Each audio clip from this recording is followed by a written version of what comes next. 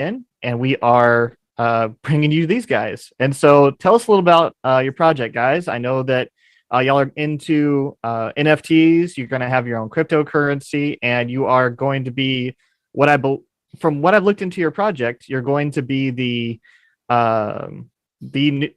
standard for streaming. Sorry, the change of background got to me.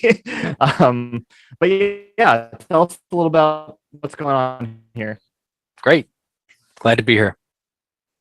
Yeah, absolutely. How you doing, everybody?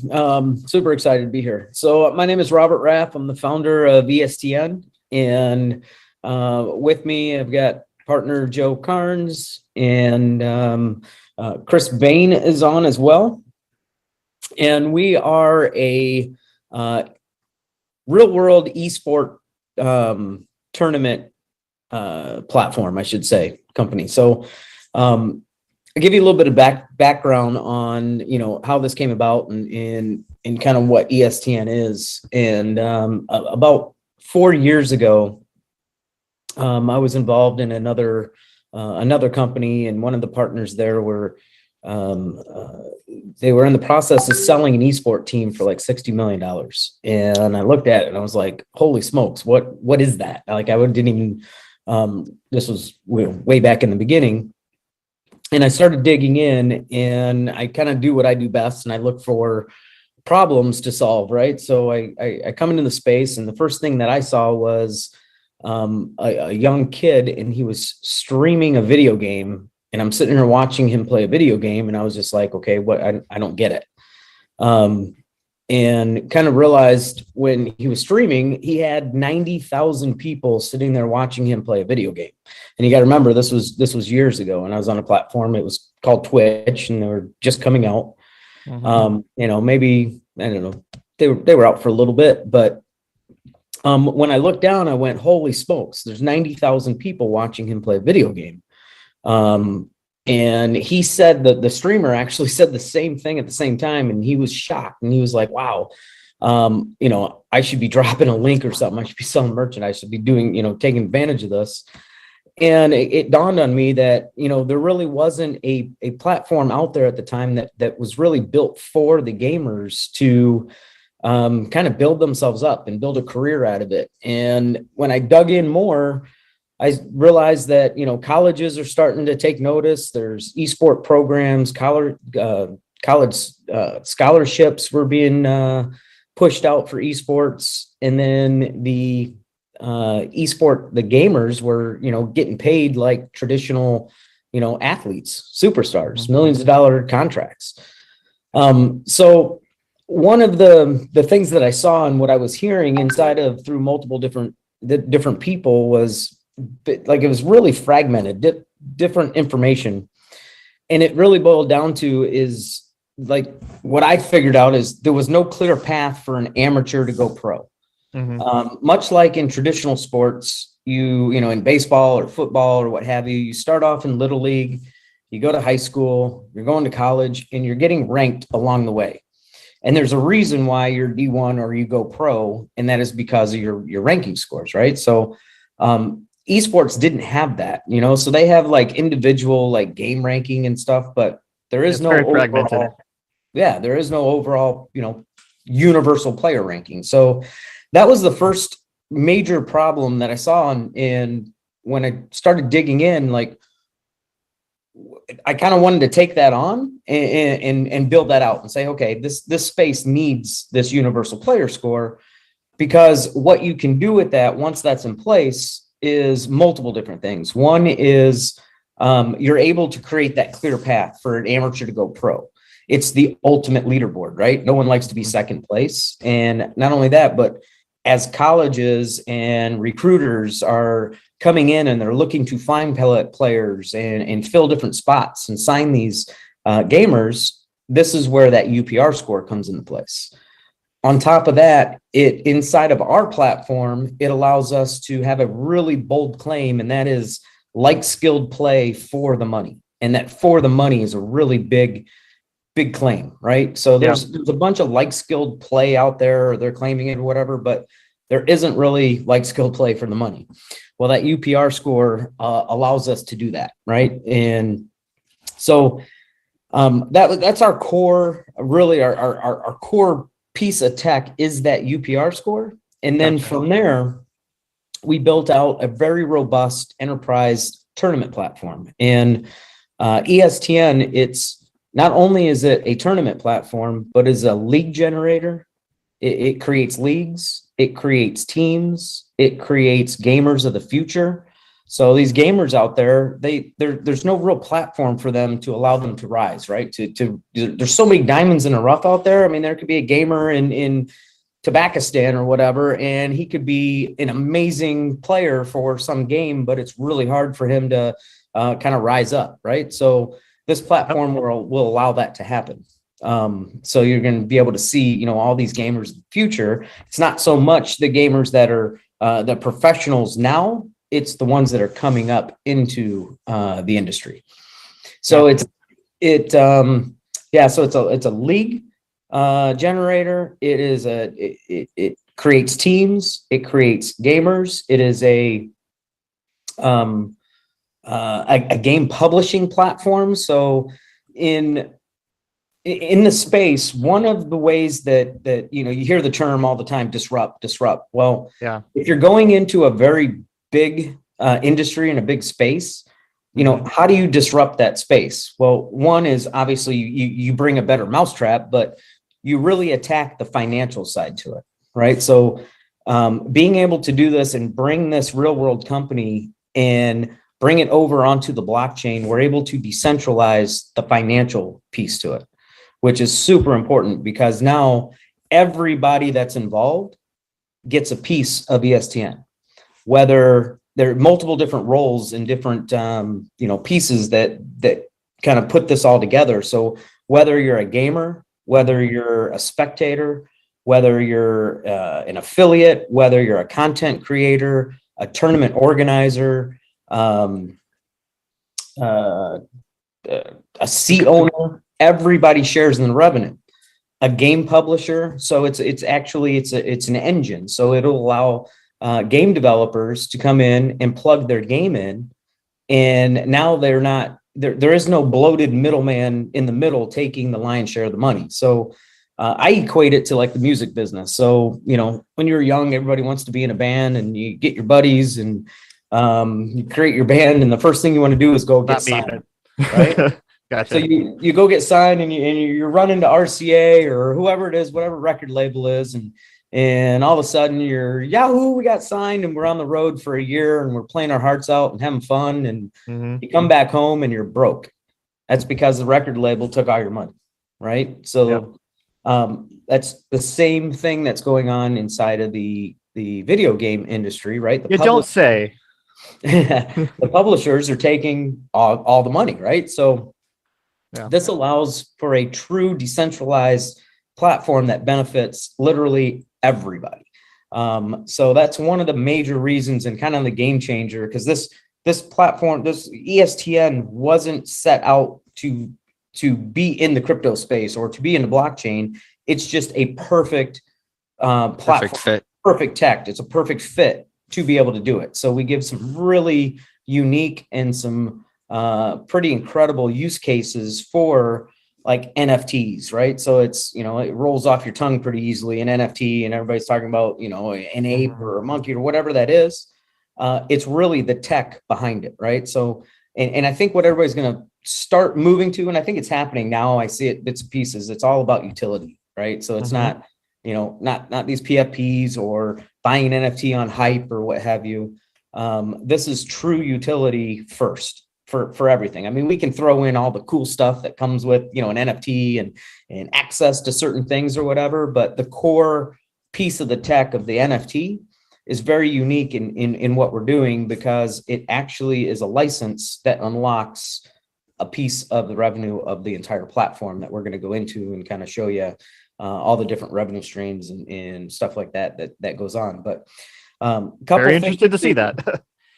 Yeah, a couple things to keep in mind is, unlike most of these other projects out there that are coming out in the NFT world or what have you, and basically it's a pretty PDF, a sexy deck, and it's a roadmap from hell, right? And we're going to build a game, and we're going to do this, we're going to do that.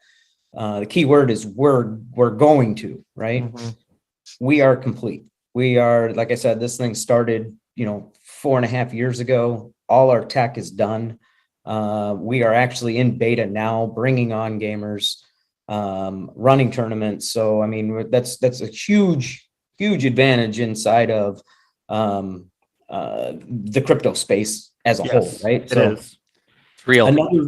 Another big advantage is our road to adoption. And, we spent, really our core thing is we're taking a real world revenue generating company with fiat coming in over into the blockchain. So we spent a tremendous amount of time building out the board, building out the actual people that execute, building out the platform, the tech, everything, and also our partnerships and our sponsors and stuff like that. So we've got some really big partners that are already in the space, that are already have their own ecosystem. They already have adoption.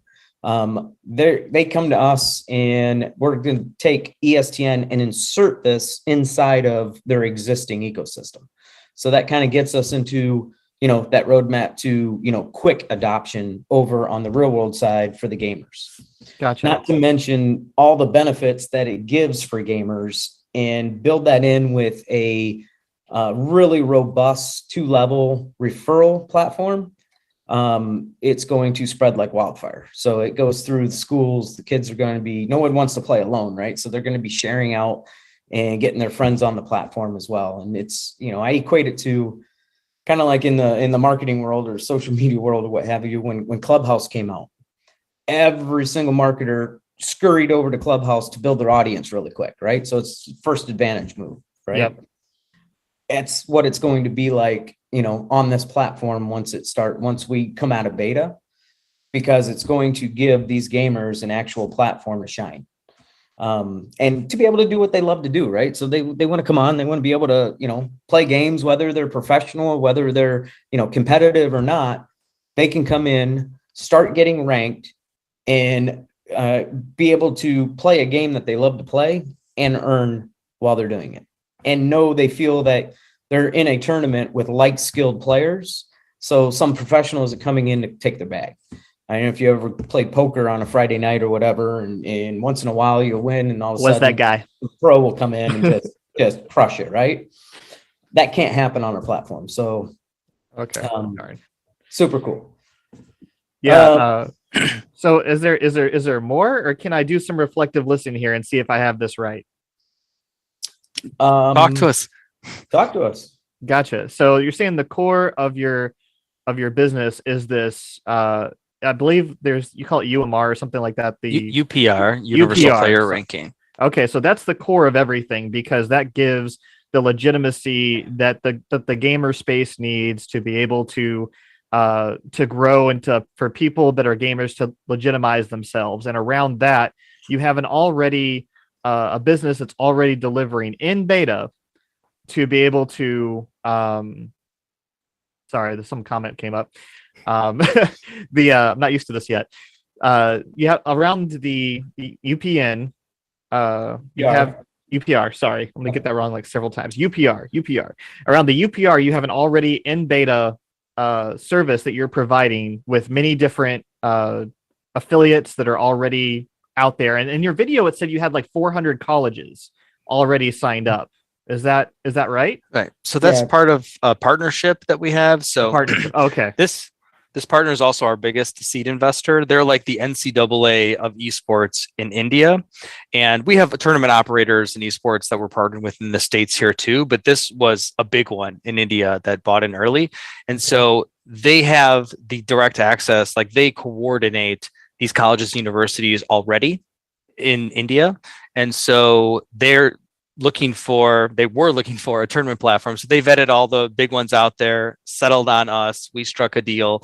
And so they're having their IPO in the States here within the next 2 months. So we'll be making an announcement soon on who that is and the big IPO and everything. But that's part of the, pathway to mass adoption, is that we will be plugged into all those colleges and universities in the next couple months. Gotcha. So let me continue here. So around all that, and do guys, please put your questions in the comments, and I will make sure to highlight them and make sure they get answered for you as best I can. And if I do end up missing somebody, please always just enter it down in the comments below. Again, I'll be happy to see it. But yeah, just forewarning, this is not my first time streaming. It is my first time streaming on this channel and a while. So just heads up there. But so around that ecosystem you've built, the already in beta platform and the UPN, right? UPR. UPR. Gosh, I told you I'm going to do it again. I told you I was going to do it again. The UPR, you are now adding Web3 and cryptocurrency and NFTs to this platform that's already going. Is that right? Correct. So we're in live beta now. People can come, create their free account, and start doing the things that establish their score. So it's kind of like establishing your credit score for the first time. You got to like pay something on time. You got to have activities. So in the gaming world, are you playing in tournaments? And once you start doing these things, even if it's games you're playing already on other platforms, once you start playing, the Call of Duties of the world and the PUBGs and the big names on our platform is tracking how many matches you've been in, how many tournaments you've played in. Are you showing up on time? Are you bailing on tournaments you're supposed to be playing in? How many kills, how many touchdowns, how many goals in FIFA did you have? So all these things are metrics within our algorithm that's driving that UPR score. Gotcha. Well, we do have one question here, and that's how does the ecosystem work for an investor versus a player? Because so everything that we're talking about right now, so we have multiple different customer personas, right? Or marketing campaigns. So on the real world side, we market to gamers, right? On what we're focused on now is we have a metaverse opportunity. So this is where it kind of gets really what I was talking about in the beginning is we were able to take this company and do some really clever and unique things with technology now, right? So we were getting ready to launch this platform in 2018 at the Super Bowl. And in my background it's not my first rodeo. I've been involved in multiple different crypto projects. And back then in 2017, it's Cowboys and Indians, and it's, you don't really know what's legal, what's not, all the stuff that was going on, right? So gray area. That ESTN was going to be big. I had just gotten off of another ICO back then, and we raised a bunch of money really quick, and I kind of put this on the shelf, and I didn't want to launch it. I really didn't want to be the poster boy at that time. Didn't know how we were structuring everything when it came to a token, because we had just put it to tokenize it. And it was kind of a blessing in disguise, because what happened is technology kind of, skyrocketed, and it started going so fast. And all of a sudden DeFi came out and NFTs came out, and we were able to come back to the drawing board, redesign this platform, and it was cool then. Now it's freaking supercharged, right? So what we're doing is we have a metaverse opportunity. So we're building out the esport arena in the metaverse. And we have, just like a normal arena, just like, whatever arena's in your town or what have you, we have 18,100 seats. Those seats are in the form of an NFT. That NFT is an actual license to purchase a node. And that's what's running the complete platform, right? So it also unlocks multiple different streams of revenue. So our seat owners, that's the first campaign that we're going after, which is the investors and the people that are, NFT enthusiasts and crypto enthusiasts or what have you.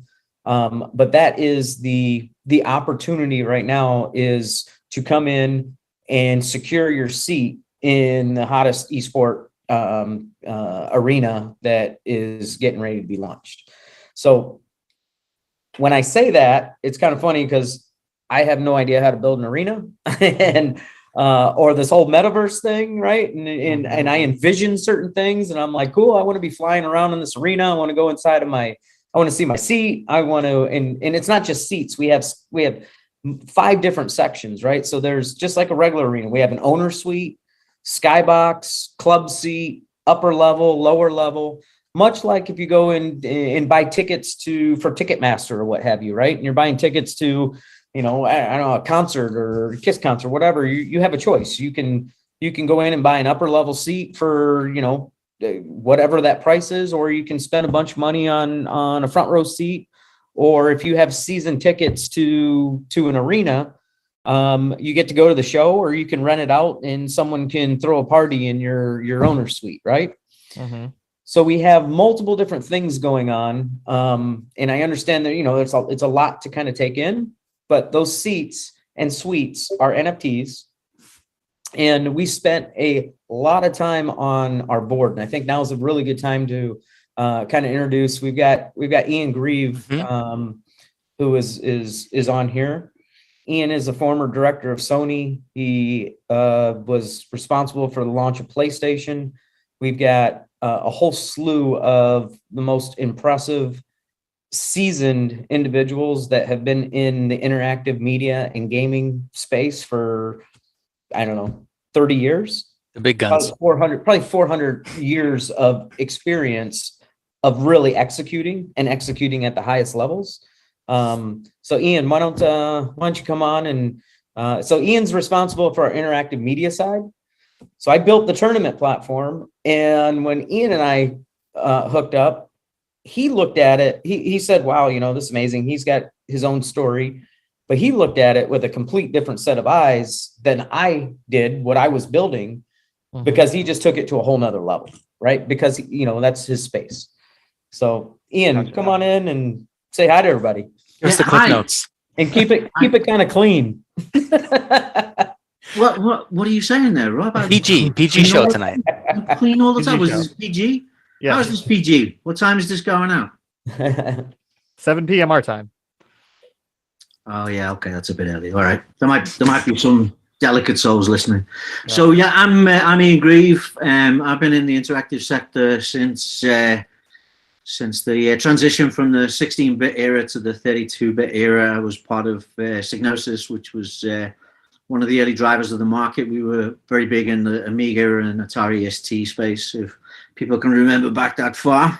And moved into the console space. I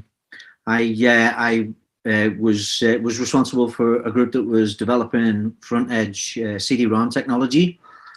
And that caught the eye of Sony, who were working with Nintendo on the very first version of the PlayStation, which was originally supposed to be a CD-ROM bolt-on for a Super Nintendo. And some things went wrong along the way, and Nintendo decided that wasn't what they wanted to do. They wanted to go another path because they realized that they liked making all the money they were making off selling cartridges, and they wouldn't be able to do that anymore if it was CDs. So Sony just kind of went, okay, well, we'll carry on and we'll just do it ourselves. So there was a small engineer there called Ken Kutaragi, who kind of knew what he was doing. So we got involved with those guys and ended up being acquired by them. And we were frontline specialists on the development system for the PlayStation. And I became a director of the Sony group and was part of the team that was responsible for the launch of the PlayStation, which that went quite well. Yeah. Thank you for Legend of Dragoon, by the way. Beg pardon? Thank you for Legend of Dragoon, by the way. Well, it's still one of my favorite games back in the day. Oh, wow. You're really, hey, I tell you what, that's a deep dive in it. Yeah. Yeah. That was called several other things before it became that, actually.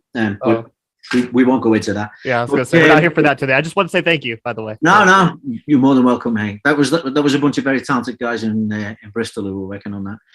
But we were also, we did Formula One, we did Wipeout, we did Destruction Derby, we did Lemmings. I mean, there was, the list goes on, right? So it was a lot of very talented people. A lot of other companies came out of that a lot of people don't know about. Either Bizarre Entertainment, Bizarre Creations came out of that. Traveler's Tales came out of that. So John Burton and the guys who made all the Lego games, and there's so many of those, right? But there was a lot of other companies that were involved that were external development groups. So it was external and internal. But I transitioned from that into starting all over again with another company that was based out of Manchester, and that went quite well. And 3 years later, we were at 500 people and took it public. So I did an IPO, and then I found out being a commercial director of of a public company was exactly as boring as it sounds. So it was time to move again. So relocated over to the States, did 5,000 feet. We created Stacked with Daniel Negreanu, which was the first poker game on consoles.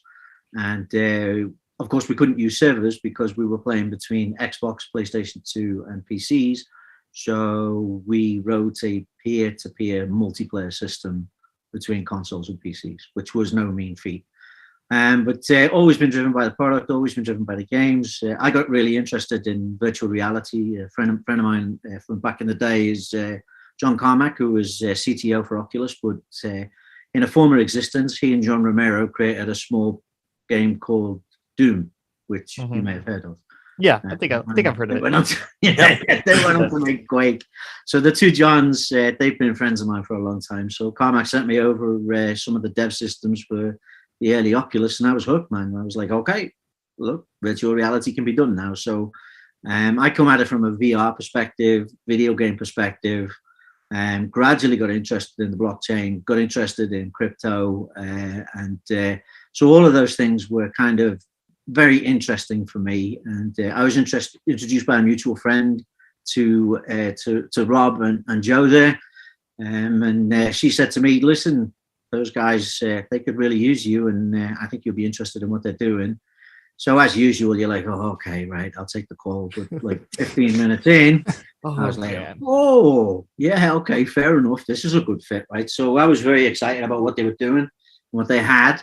But ESTN sits right in the center of a Venn diagram that overlaps between NFTs, crypto, and video gaming stroke esports. And that's a beautiful diagram right there. So you can see where we sit right there, right? It's kind of in the center of those things, and you couldn't be a more Web3 company if you tried, really, could you? It would be quite difficult.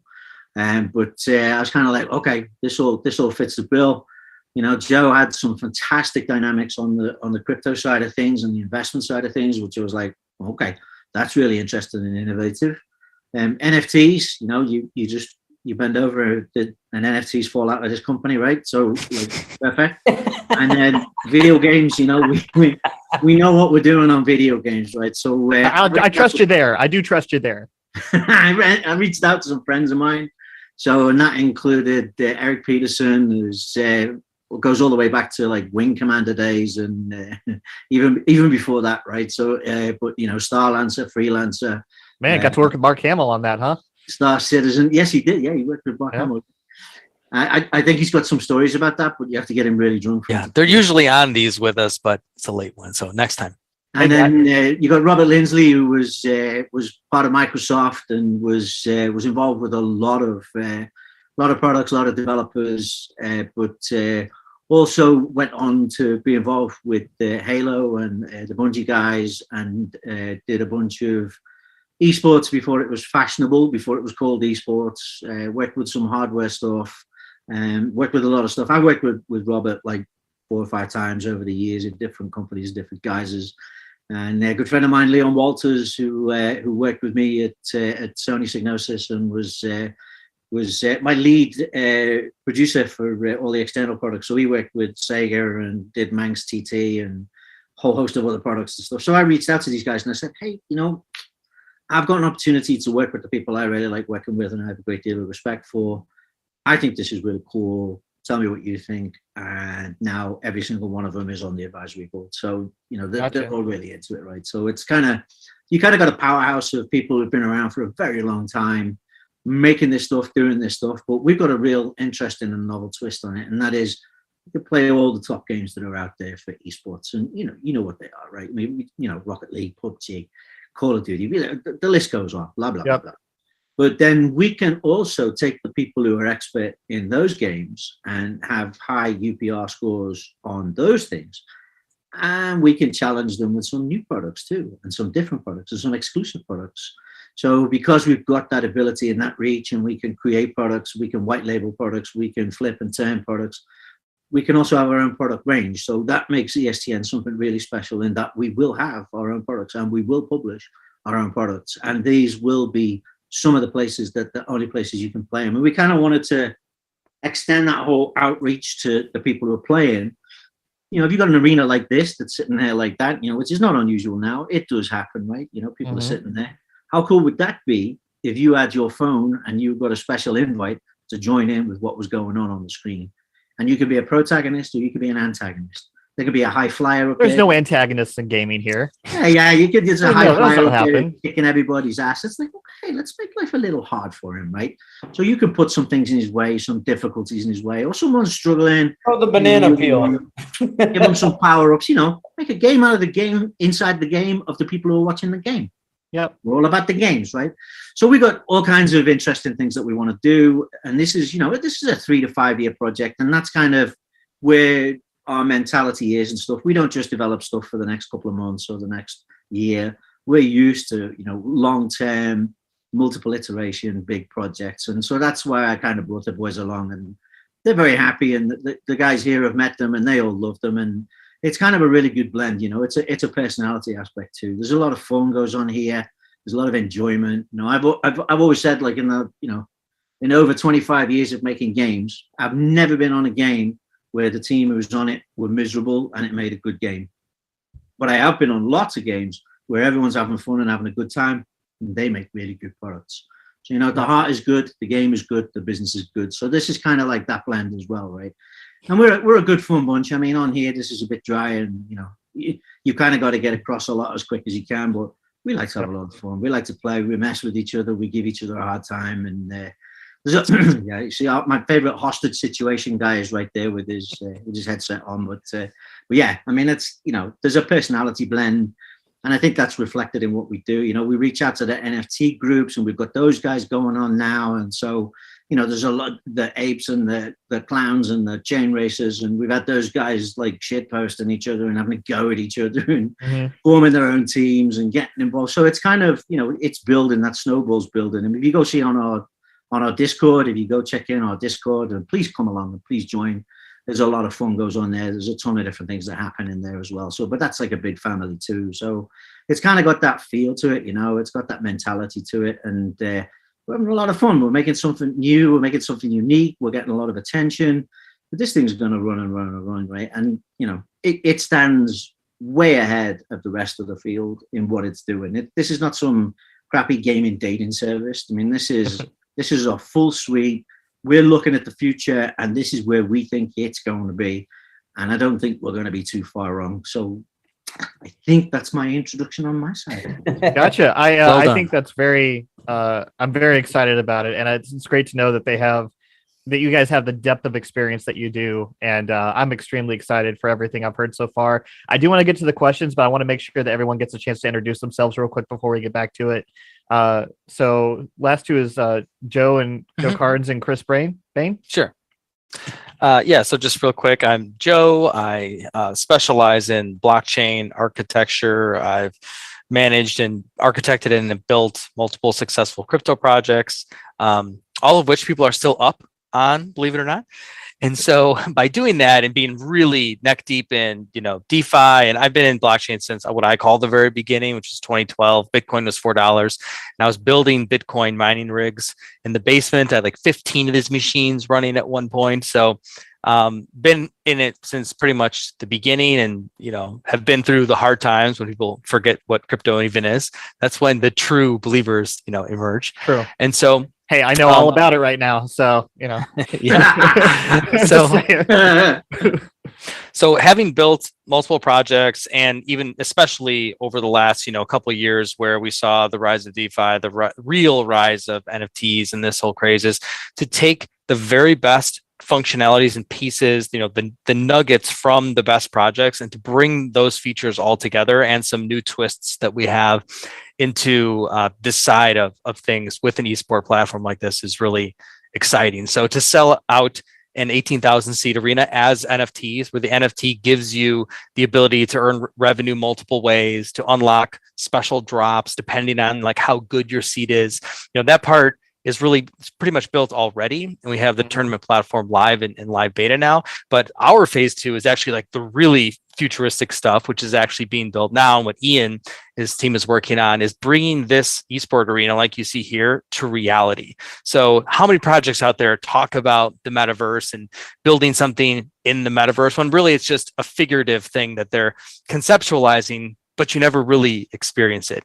Here, we will have a way where not only will you see on a big screen in this esport arena, the matches going on and the stuff that you'd expect, but imagine being able to also have the option of putting your Oculus on and actually being in the esport arena and to see not only, the esport tournament matches, but to see, live concerts or Tony Robbins or whoever wants to, participate in this big venue. So it's really exciting. We got some incredible tokenomics baked in here, and it's really special. Gotcha. Well, I appreciate you, Joe, for being here. And Chris, what about you? Bringing AC/DC to the arena. If they're still alive. Yeah, Angus might be a bit of a problem there. Yeah. Yes, my name's Chris Payne. Real quick, my background is in logistics and finance, and pretty much organization, SOPs, staying kind of organizing everything with business development side, organizing collaborations and outside business to basically show what we have and the functionalities, how universal this platform is, that it's not just for gamers, it's for everybody. Even if you're not into crypto, this could work for everybody. Anybody that's anybody that does game or does play will have the option when this does go live to link in and play. But I do want to kind of touch on the UPR just real quick. Mm-hmm. With the universal player ranking is what is really makes us very, very different, because everybody's going to start at level 0. So everybody, you're not going to play against somebody that's going to be higher than you. So everybody has an equal shot, play for the money. Gotcha. So as you play, you will rank, and that is per each game. So your player ranking is not going to jump from Call of Duty over to Genesis. Yeah, you got to start from scratch at each one. Exactly. So but your reputation will follow you, of course. Mm-hmm. No, yeah, correct. Absolutely. So it's measuring. That's a good point you brought up, Chris. So there's a couple different things. So one, that UPR is measuring so many different metrics, including reaction time, and we've got different partnerships that I think Joe can kind of go in and explain a little bit more better than I can, because personally I think it's like really far-fetched, but it's got so much freaking like science behind it and everything that I'm kind of I can touch on that. So our partnership with NeuroTracker, what that does is it's a high-end reaction time measurement mechanism that's used by the US military, NASA, SEAL Team 6, now professional athletes. And what it does is it is an on-screen test, basically, where within just a few minutes, like a 5-minute exercise of like eye tracking and doing reaction time testing, that you not only can establish a base score for what your reaction time is today, which is what we're going to be offering for free to every gamer as part of their profile, but also it's like a tool that you can actually train your brain to get better reaction time. So this might sound crazy, but there's been real studies done even on sort of the esports side that proves it out. So their most well-known study is where they took a series of gamers that were playing Call of Duty, and they had them play Call of Duty for 80 hours. And their measurable improvement after playing Call of Duty for 80 hours was actually less effective in improving their reaction time than doing the 5-minute exercise with their tool, with the 3D glasses. Which Joe, are you quoting other people's data here? What the hell, man? Yes. So with the 3D glasses, that's the old version of doing the brain scan test, the reaction time test. There's a new version that we'll be introducing as it's right within the user profile. So anyone that sets up a free user account as a gamer will be able to take the NeuroTracker base score test to basically have that score is like, what is your reaction time? And Gotcha. so that reaction time spans across all games, obviously. It also, the better your it also makes you look like you're singing U2 as well. So that's like another side benefit. We don't Right. want your peace. This is not a rebel song. Gotcha. Okay, right. So there's reaction time, which is more global.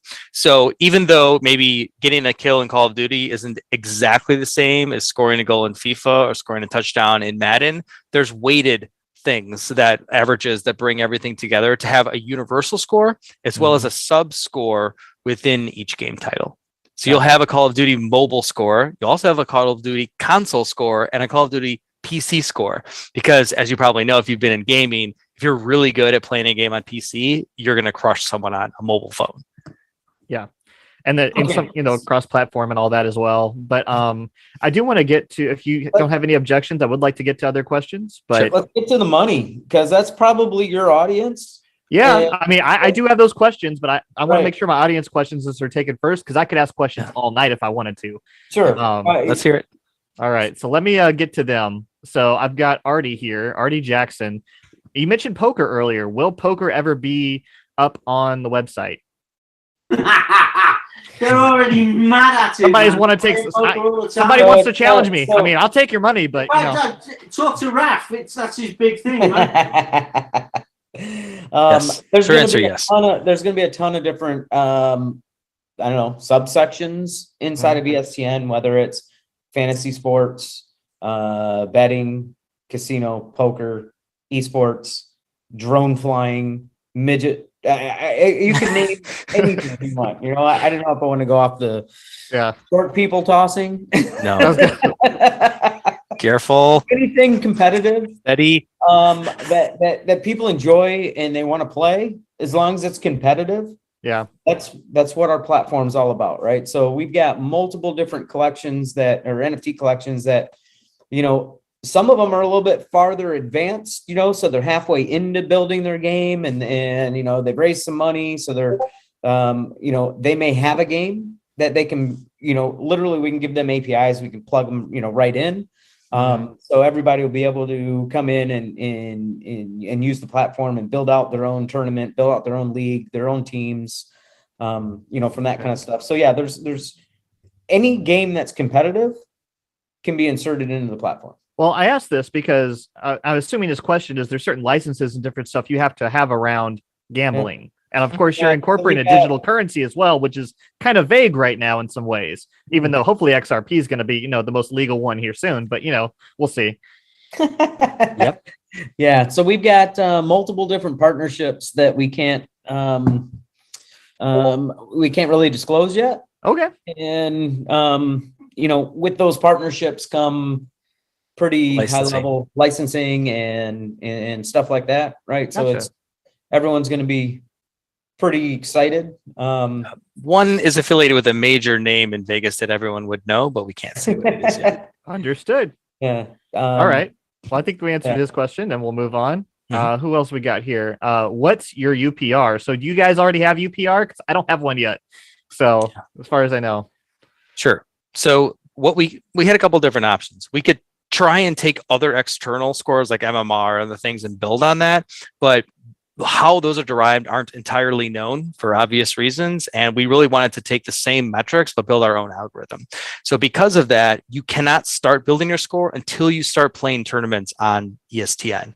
So that's when all the kills, all the minutes played, all the matches played, all the wins, losses, the scores of who you played against, the ranking of who you played against, and how much you won or lost by, all those different metrics will start being aggregated. So come All create the your free algorithms account. have to start kicking in. Yep. So come create your free account, start playing in tournaments, and you'll start building your score. Gotcha. But do you guys have a score yet? You're in beta. Do you guys, Yes. are you playing? Do you have a score? What's your score? We don't yet because okay. you need to play long enough for the algorithm to actually calculate a score. And y'all are working Honestly, too long, I take it? the real answer is that no one has really been able to challenge me enough in Galaga that could even step up to the plate. Yeah, that's because we don't have a time machine and can't go back to 1983, right? That's the problem. So, that was expensive, right? We could do Galaga on an emulator today. Gotcha. All right. Well, why don't we jump in over into like the core mechanics of the platform and kind of the tokenomics and stuff? And what are we running on the screen? Why are there stream highlights going on? What's going on the main screen here? It looks more interesting than us. What's going on? Well, I can there's put a the live questions stream up on going the on. screen. So Yeah, I I can saw, you know what? There's a lot of stuff being said on here. Why isn't this stuff being mentioned? where Like are you John looking? Barrow's obviously brilliant, who says loves it when Ian pops into the Discord, or Ricardo Santos is saying Ian is a Like the genius. core I mean, mechanics of the why aren't you mentioning these guys? and- These Because guys I'm are obviously brilliant. They know what they're talking about. I can Hey, guys, highlight them. forward. I'm here for AMAs Hello, though. And so I'm here to answer hello, my questions. beautiful lovelies. Hold How are you? It's good to see you. All right, we have to field the questions. Let's Yeah. let's get to the questions. How do So- you see the question? I'm not. I see the questions in the chat, and I'm actually going in order of the chat, and how. So I'm trying to be fair to everyone and make sure I get to everyone's questions as best I can. So I'm not picking and choosing here, because Welcome back, everyone. I've been that guy. So oh, someone's brought up my channel. But but what is Scott Packer asks, Metaverse is that like virtual reality? So you guys are going to be in a virtual reality. You're going to have a seat, and the NFT is going to correspond to a seat in a virtual reality environment. Is that my understanding? Correct. So in this phase, the metaverse is a picture. What's coming, which no one, pretty much almost no one else has, is the actual experience in the metaverse arena.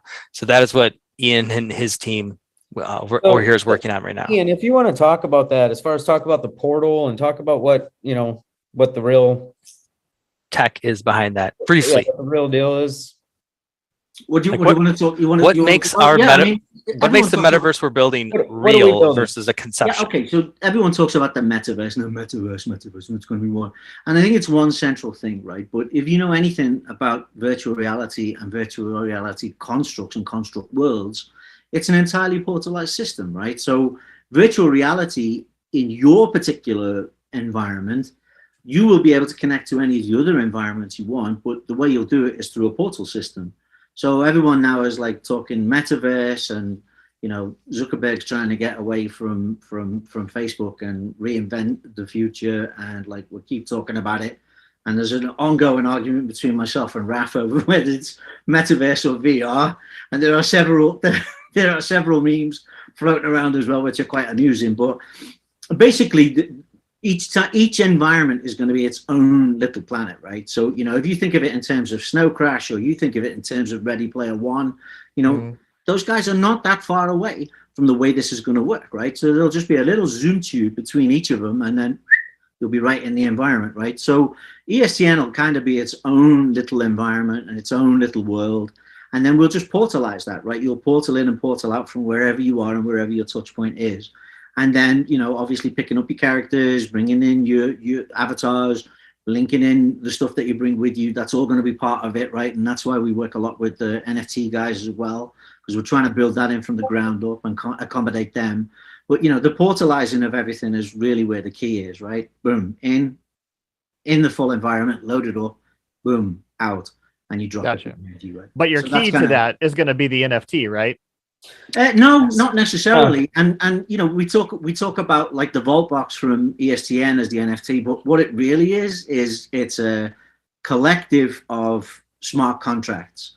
So we give it the term an NFT because it's a snappy buzzword and everybody hangs something on it, but it means something different to everybody that really is involved. But if you know what's really behind NFTs and what NFTs are really about, then the smart contract and the blockchain that's associated with those smart contracts is what it's really all about, right? So that's kind of like it's like a little treasure chest, I was trying to convince them to go treasure chest and the pirate route because pirates are cool, and I'm originally from the UK, so we invented pirates and then we exported them and stole everything over here, but they didn't really want to have anything to do with it. I think because Rob lives too close to where the original pirates are from. Yeah, he didn't want to have that much to do with it. Pirate booty. Right.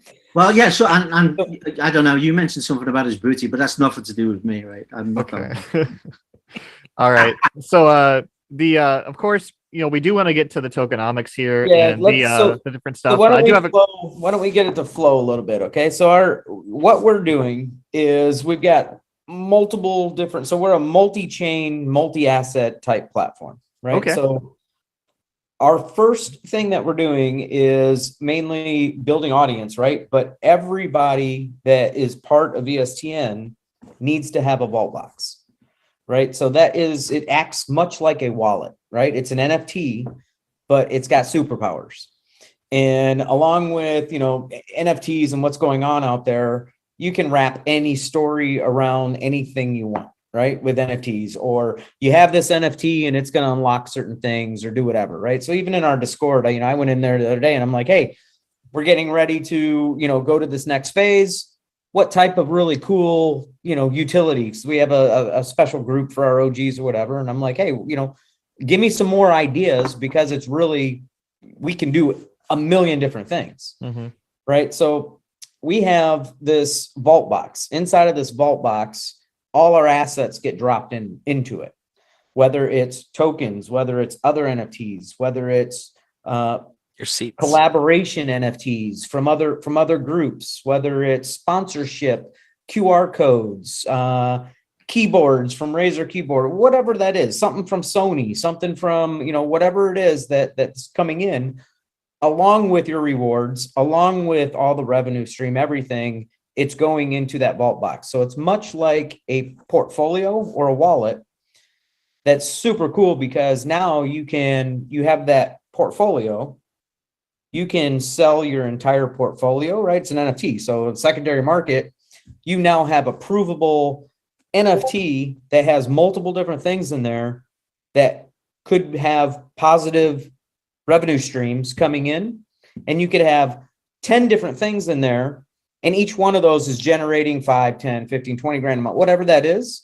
Well, what do you think that's worth on the secondary market when you have provable income? Much like, you go and look on the blockchain, you can see everything's provable of what's going on inside of that. So it's like, owning a piece of real estate and having the government signing a 10-year contract on your house, paying you 10 grand a month or whatever that is, right? Well, that's pretty valuable when you're going to sell that house. Much like, an e-com store in market world. So if you have an e-com store that's pumping out 200 grand a month nonstop on autopilot, what do you think that's worth when you want to flip it to somebody, right? 3x, 5x. Another piece to that is you can pull things out of it. So much like your portfolio or an investment portfolio, say you wanted to sell a little piece of Apple, whatever you had in there, right? But you still want to keep your rest of your portfolio, you could do that as well. You can also, what it allows us to do, because of the tokenomics that we'll get into, it allows us to have, rent to earn, play to earn, all kinds of utilities, everything that you can possibly think of. It all boils down into this vault box. So along with our phase of what we're doing, we have about $3 million that we have as a giveaway, right? Multiple different giveaways, different things that we're doing as we're building community. Gotcha. And we don't have a whitelist. We're doing things a little bit different, whether it's right, whether it's wrong. I don't think anybody knows. We're kind of paving our own path. And we're saying, hey, this is the way that we're doing it. As long as our audience is engaged and they're part of our audience and they're part of ESTN, what we do is we open up different kind of flash sales, right? So it gives them an opportunity to come in and secure their seats ahead of time before we go, public or anything. But everybody's going to come in and get a vault box, and that's the free NFT that everybody gets, right? Okay. So it's nothing to do with gas or anything. They need a vault box. We're going to have multiple different generations of these vault boxes. We're going to have, each one of them is going to have another layer of something super cool that a vault box can do that another vault box can't, or certain people in our group will have first access to a certain generation of a vault or what have you. So there's multiple different layers, much like our tournament platform. So if you think about it, ESTN, it builds leagues, right? So this is super important. When we talk about revenue streams, because everything ties back to revenue, everything is a 2-tier referral platform, right? That's not just for an NFT sale. That's for merchandising. That's for multiple NFTs. That's for gamer NFTs. That's for tournament Game Pass. Game Pass revenue, licensing revenue, our ad network. We didn't even talk about an ad streaming network, our education side. That's all revenue that comes into the platform in micro transactions. And it's forever liquid. Hang on. So all that revenue that's coming in is tied back to an NFT, right? Or it's tied back to our affiliate platform. You don't have to buy an NFT to be in our platform. If you just wanted to be an influencer, if you wanted to be a content creator, if you wanted to just play games, you don't need an NFT. The NFT is a separate piece to actually own a piece of the platform, right? Gotcha. You can still pull revenue from being part of the ecosystem, but you own that NFT. That NFT is guaranteeing you almost like, shares in a company almost, right? But it's not Like shares an annuity. right? So that's super cool and kind of how we're doing it. But So sorry, I have so many questions on that. Can I? Go ahead. So what is someone who's watching right now, if they're listening to you and they've never heard of ESTN before, what do yes, there is the affiliate program that you talked about. I would love to know more about that. But if they want to buy these NFTs, if they understand your experience, come join our group and get to know who I am. It's the only way you're getting in. So or wait until we do a live. Okay. Well, you did say that you'd be able to do something about whitelisting here on the. So I'm not really sure what you plan on doing there. So you said these boxes are like wallets. Is the comparison you made? Yeah, it acts much like a wallet, right? Okay. So how do I have like a Zum wallet for XRP, for example? How do I interact with your wallet right now? So it's not a wallet in that sense. It's an NFT that can have other digital assets baked into it, or taken out or removed. So hang on. Why don't we educate a little bit? So an NFT, like an NFT is not a picture. An NFT is code, right? It's a contract. Programmable. Right? So that NFT literally talks to other contracts, right? These other contracts do certain things. So if you have this contract, which is the vault box, and that vault box is talking to contract A, that contract A is now talking to contract D, guess what? That vault box does something for you. Mm-hmm.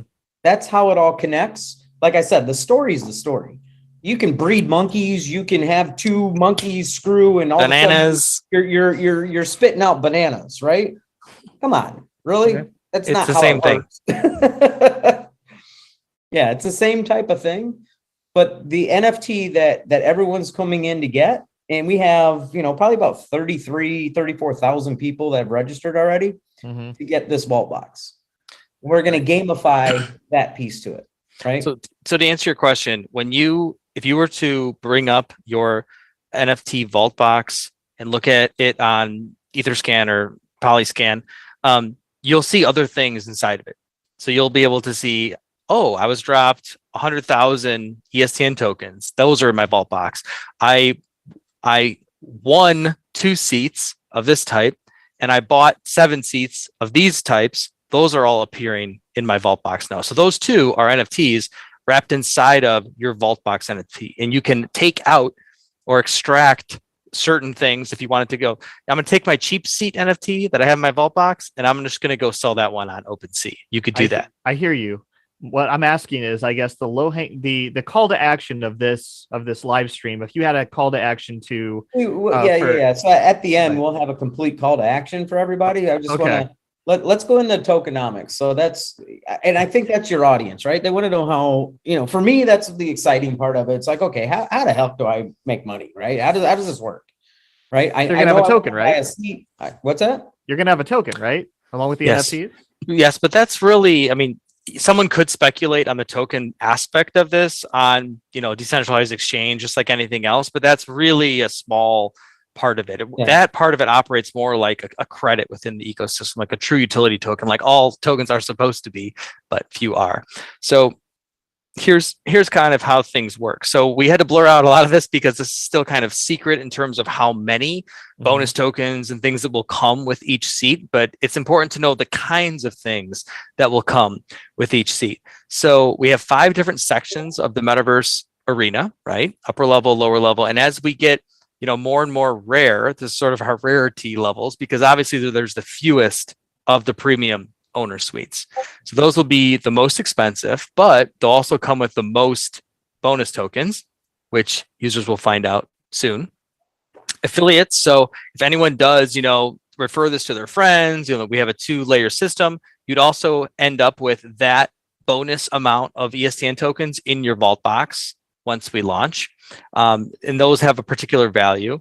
And then we have the yield farming sort of aspect to this. So instead of having a traditional DeFi staking pool where you'd have to take your NFT, you'd have to take your tokens, you'd go on the DApp, you'd stake them, you have to claim rewards. Instead of having to do that, now it's just all baked in to your vault box. And that's why it's so cool that we have this programmatic aspect to this, where we take 2 years worth of interest rewards in the form of ESTN tokens and just bake them into your vault box. And those get dripped out over time so that you have sort of a maximum amount that you can cash out per month.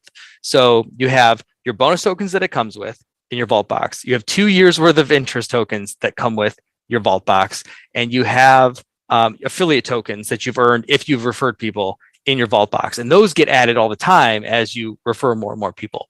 So to keep this fair for everyone, as fair as possible, and this is sort of failing in all the other projects out there, which is why we wanted to solve this aspect too, is to bake in sort of a vesting schedule of sorts so that this 4.17% per month, that's the maximum that anybody can cash out of their vault box, regardless of whether they have 1 token in their vault box or 10 million tokens in their vault box. So like our big seed investor we mentioned, that's like the NCAA of India esports, they bought into this whole platform by buying seats. We bought in by buying seats. It doesn't matter if you're the biggest investor that put in $1 million so far, or the small fry that bought a $500 seat.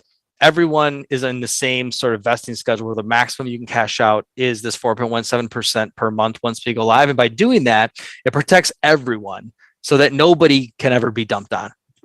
Explain that. So I guess I'll explain that. Because we are a real world revenue generating company, we can't, and coming into it and backing into it with on the crypto side, we can't have, we need to build this for longevity and stability, right? Because we have on the gaming side, we've got real world revenue coming in. So we do some really clever stuff because we have that revenue coming in. We can tweak some things to build an economy to win for everybody. And this all goes back to being decentralized, right? So I don't care if it's the biggest influencer in the world. I've been through multiple projects. I've had the big influencers coming in and I've given out millions of tokens to them. And what do you think happens on day one? Dump. Yep. Boom. They don't care about your platform. They could give one shit about your platform. They're in it to make money, period. Marketers, they're in it to make money.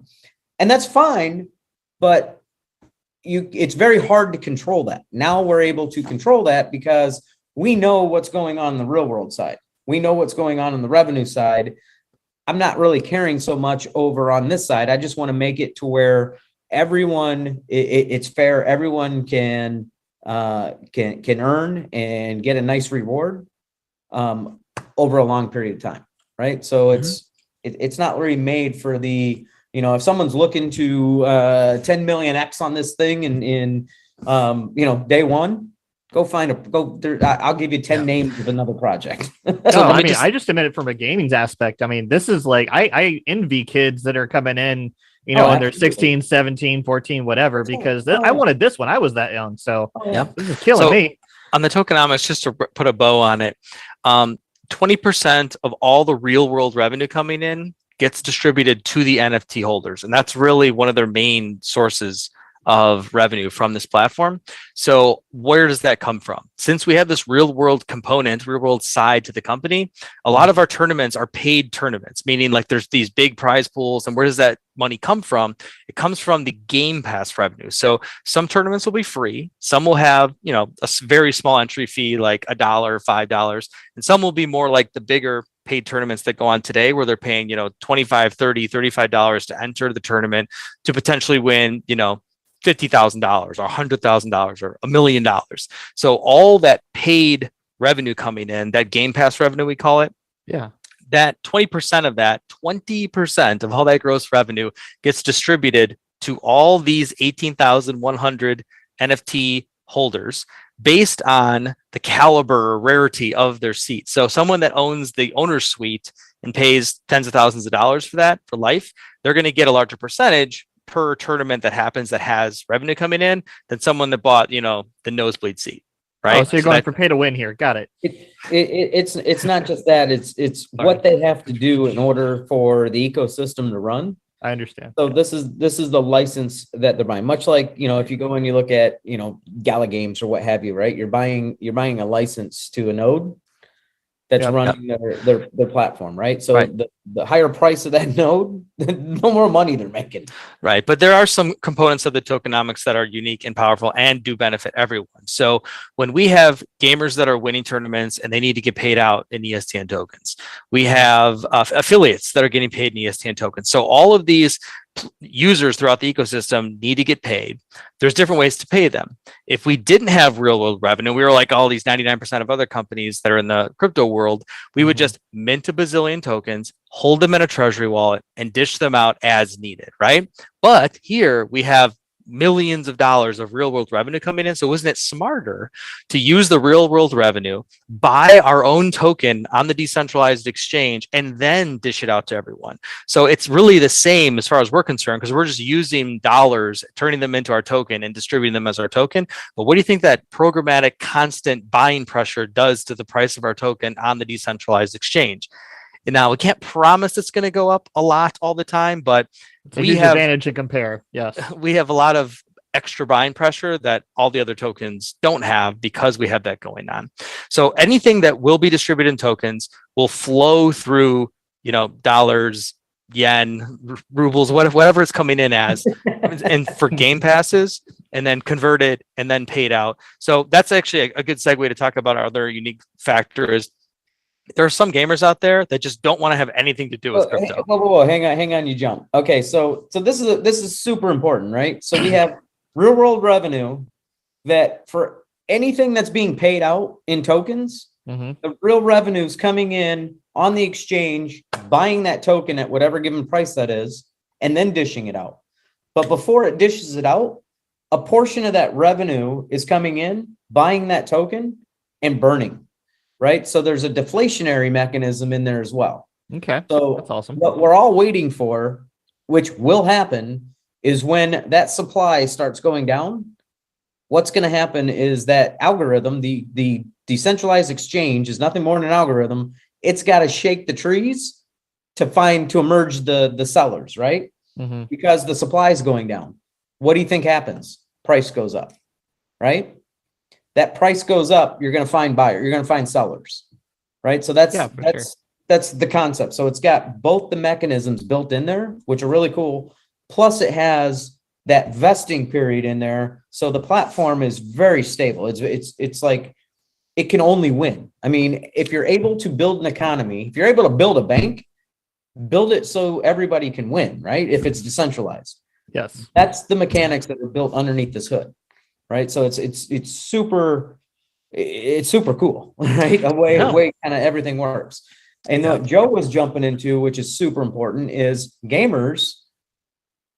Why, I don't know, but not all of them are crypto enthusiasts. They've been burnt. They don't care for NFTs. They don't like this stuff or whatever. ESTN. Just let me play Call of Duty. I just want to play a game. Here, take my credit card, or here's your credit card. I want $20 to come in. Play and earn is good. Play to earn, not as much fun sometimes. So how about not even having to know a single thing about crypto? How about not even wanting to know anything about crypto? Not even having to have a license, a wallet or anything, right? So we have, we've spent a tremendous amount of time setting everything up properly to where we have on-ramp and off-ramp to where gamers, it has nothing to do with crypto. Nothing to do with crypto on our platform. So we have merchant rails that will facilitate fiat transactions for the Game Pass part, at least. So everybody's going to get a Visa debit card, an ESTN Visa debit card. They can push a button. They'll be able to take the token, put it on a Visa debit card, go to the store, go buy their shampoo, toothpaste, Cigarettes. cigarettes, booze, just like I just did at the restaurant with my card. Gotcha. Yep. Don't give the number out over the live stream for sure. Right. I covered the last numbers. Okay. Yeah. So that's super super important because we needed that. And honestly, when we're in some of these bigger meetings, yeah, we're explaining this platform. And while, I mean, obviously it's a massive platform, it's super cool, but a couple of these meetings are like, just that. Holy smokes, I need that. You've got exactly what I need. Mm-hmm. And I'm like, it didn't click at first because it was something that we needed to focus on for a while because we knew we were in the gaming. Like, we're going to have millions of gamers on this platform. We're like, okay, we need to figure this out. I didn't realize that it was such a big problem in so many other projects. Yes. That in itself, this one little piece is a project in itself, right? About the on and off ramps, you mean? Yeah. Oh, right. yeah, absolutely. Yes. And able to issue everybody a debit card. I mean, in like 190 countries. And I mean, it's seamless. Yeah. So like India is really tough. We can do it in India. And this was a big partnership that took a long time to get going. I think we're on to like our 12th meeting now as we implement it, but it's very complex. We had to stitch different companies together. We had to have a separate liquidity pool to like undo the ESTN token once it converts to fiat. That's invisible to the other liquidity pools. So it's a big undertaking, and it's exciting to offer that component that really solves a problem.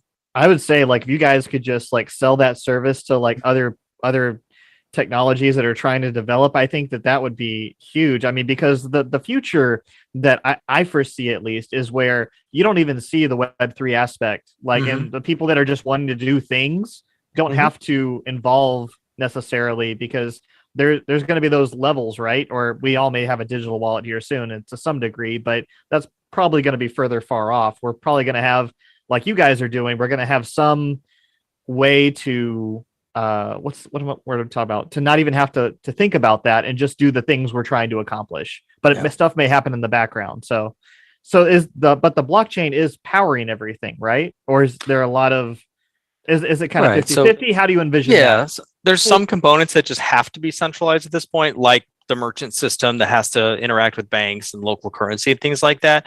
But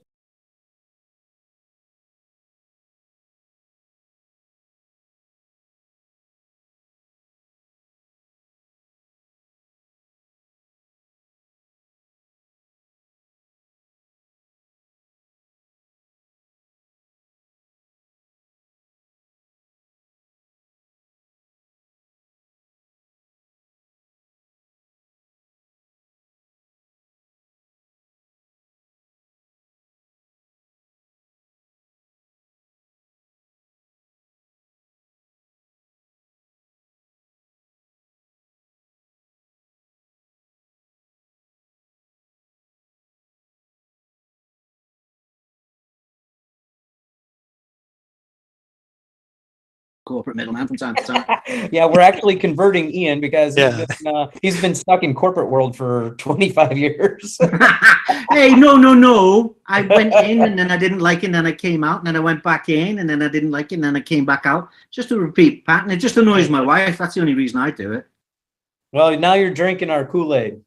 There you go. Yeah. You know, I'll tell you what though.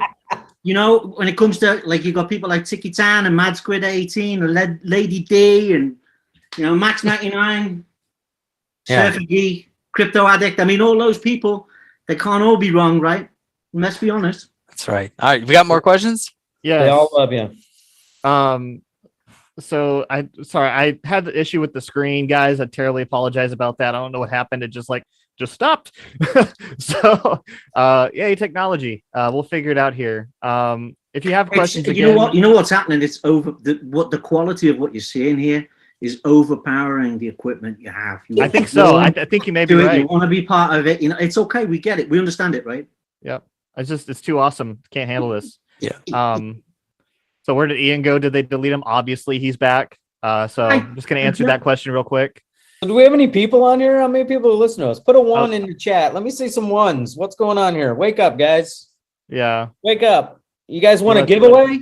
You want me to fire up this crowd? They're trying. Huh? They've been asking I for don't it. Come know, on, man. read out some of the I don't comments. think We you want to know the hear heat, them. man. I mean, what's going on? Are they making comments? Are they saying stuff? Hey, We you got lot. 28 people on here. This is interactive. Let's be interactive. Come on.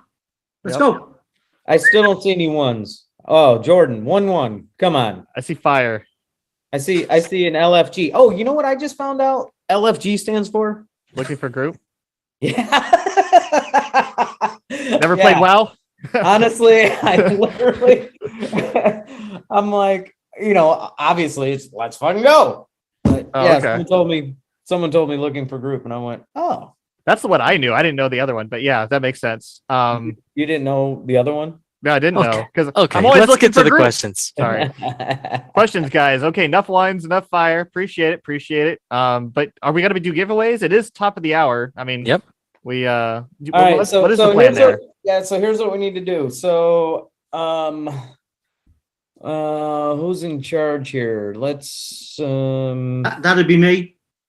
yeah, no. All right, so top of the hour. So are there other questions that we need to answer? I would love for you guys to come back and we could do another one as well. But yeah.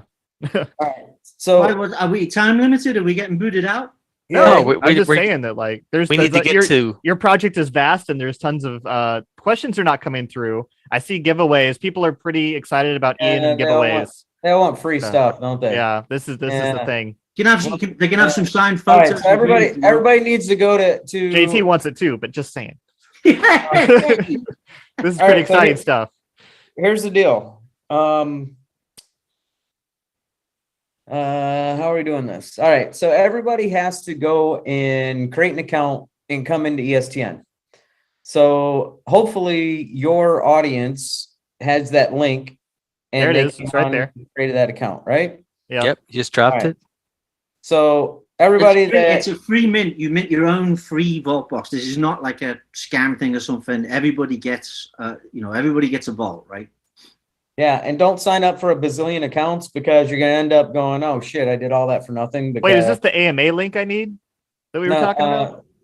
what is no, that's fine. They need to Okay. go there and create an account first. Okay. Okay. So once you create an account, we're going to give you another private link. And what we do, so like I said, we don't have whitelists. We literally we reward people for being active, right? So I see it all the time. I see all these big Discord groups and there's like, 3% of them that are active or whatever. Well, what we're doing is it could be, on an AMA, we'll open up the ticket desk. So this is like the box office. So if you have a concert coming up or a show or whatever, you're going to go to Ticketmaster, you're going to buy some tickets and you're going to wait for the date. It's exactly what you're doing. You're going to come in here. It's going to open up the ticket desk. And you're going to be able to secure your seat or suite, whatever you want. As far as you're coming in with crypto, so we take 6 different crypto tokens on 2 different chains. What are they, Joe? Ethereum and Binance Smart Chain. So Are the 2 chains. Ethereum, we take USDC, USDT, And Ethereum. and Ethereum. And over on Binance, what are we taking? Same thing. BNB, USDC, and Tether over Binance Smart Chain. For those who don't Okay. like gas Good. fees and have money on Binance Smart Chain. No XRP? What? Not yet. Okay. We'll talk after this. All right. Cool. So yeah, so it's one of those 2 things. So be ready because this is limited. So everybody that registered, You're going through all that, and he's got XRP sitting right over his shoulder there. But you know what? If you were so slow, you didn't get in on it. Now get a move on, right? Let's get that in. Come on. We have the most popular demand token. So not a lot of people are asking for XRP, but now we do. It's just like reach through the camera and just slap the poor man. What are you doing? We'd love to take XRP. The XRP community is used to it a lot, but things will. you know what? The future will tell. That's all I'm saying. We're a big church and we're getting bigger all the time. Bring it. Yep. Yeah. Uh, All right. This is like a you flash have everybody on this this call, they can go to I'm going to walk you through the process, right? Because this is, it's not just, a quick Web3 little click a button and then Gotcha. so everyone's going to go to, once you create that account, okay, and make sure you come in underneath JT, right? So our platform, that's how we operate. I don't care who comes in, whatever. You got to make sure you're coming in through the right channels, because everybody gets rewarded for their efforts. So everybody comes in under JT. Once you created that account and you're in the back end of our dashboard, you're going to want to connect to Discord. Can you show that, Joe, or no? I think so. So you're going to come in, you're going to create an account, and you're going to connect your Discord. So click that button up there, connect Discord. You can follow us on Telegram, Telescam, whatever you want to call it. Personally, I hate Telegram or Telescam, but connect Discord. It's going to open up a bot. I think I connected this one already. Yeah. And no. It'll open up a bot. And what that's doing is that's connecting Discord invite links to your referral code link with ESTN. So that way, if you want to build a referral base, which you obviously you should, you don't have to, but the more people that you introduce ESTN to, the more it's going to benefit you in the future. And I don't think most people realize what exactly that means. But once this platform matures and we have millions and millions of dollars in micro transactions coming in, you're going to want as many of those people in your network versus JT's network. Yeah. I prefer my network. You can share my link. I'll be appreciative. It's all underneath your network. So that's the beauty of the platform. It's 2 tiers, right? So there's that piece to it. So once you're in here, okay, leave this open, this page. And then I want you to go, and you're going to go to estn.io/AMA.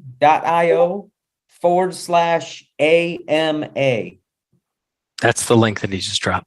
So go ahead and open that. That was not that one. That was the register link. That is the other one's coming up. Okay. Now you're going to go to AMA. So go to that, Joe. /AMA. AMA. This is a form that you're going to fill out, and it's going to shoot you an email.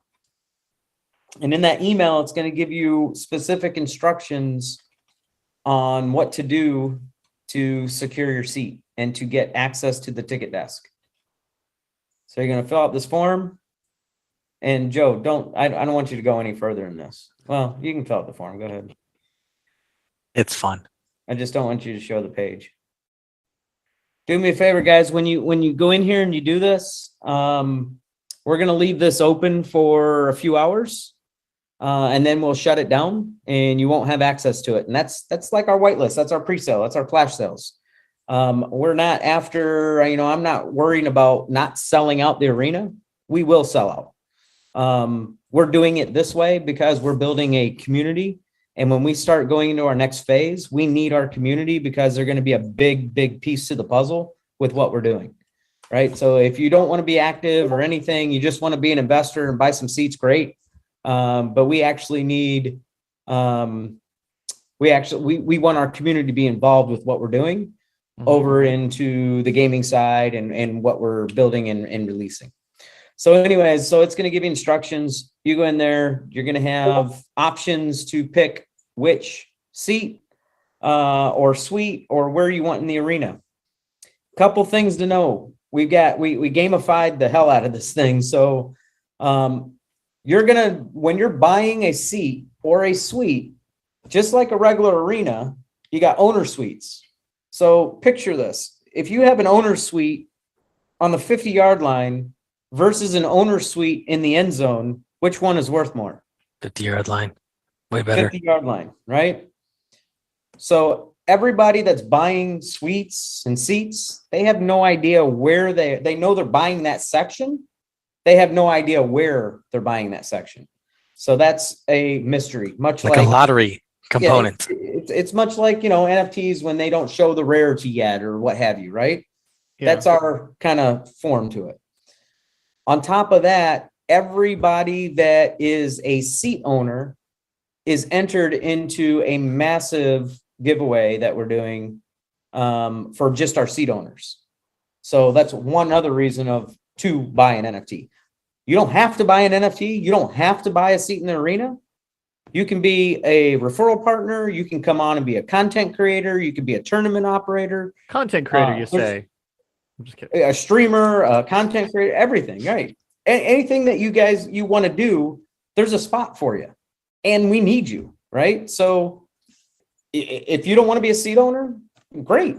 Guess what? You may be great at being a tournament coordinator. We have multiple tournament coordinators that do this for a living, and they put on, events. They put on, we may need Friday night comedy night, event coordinator, and they may be connected to all the different comedians or whatever. Well, hey, it's already built into our revenue streams. It's already built into our ecosystem, the financial piece to it, that I guarantee you'll make more money on this platform than you will doing it in the real world or whatever company you're doing it for.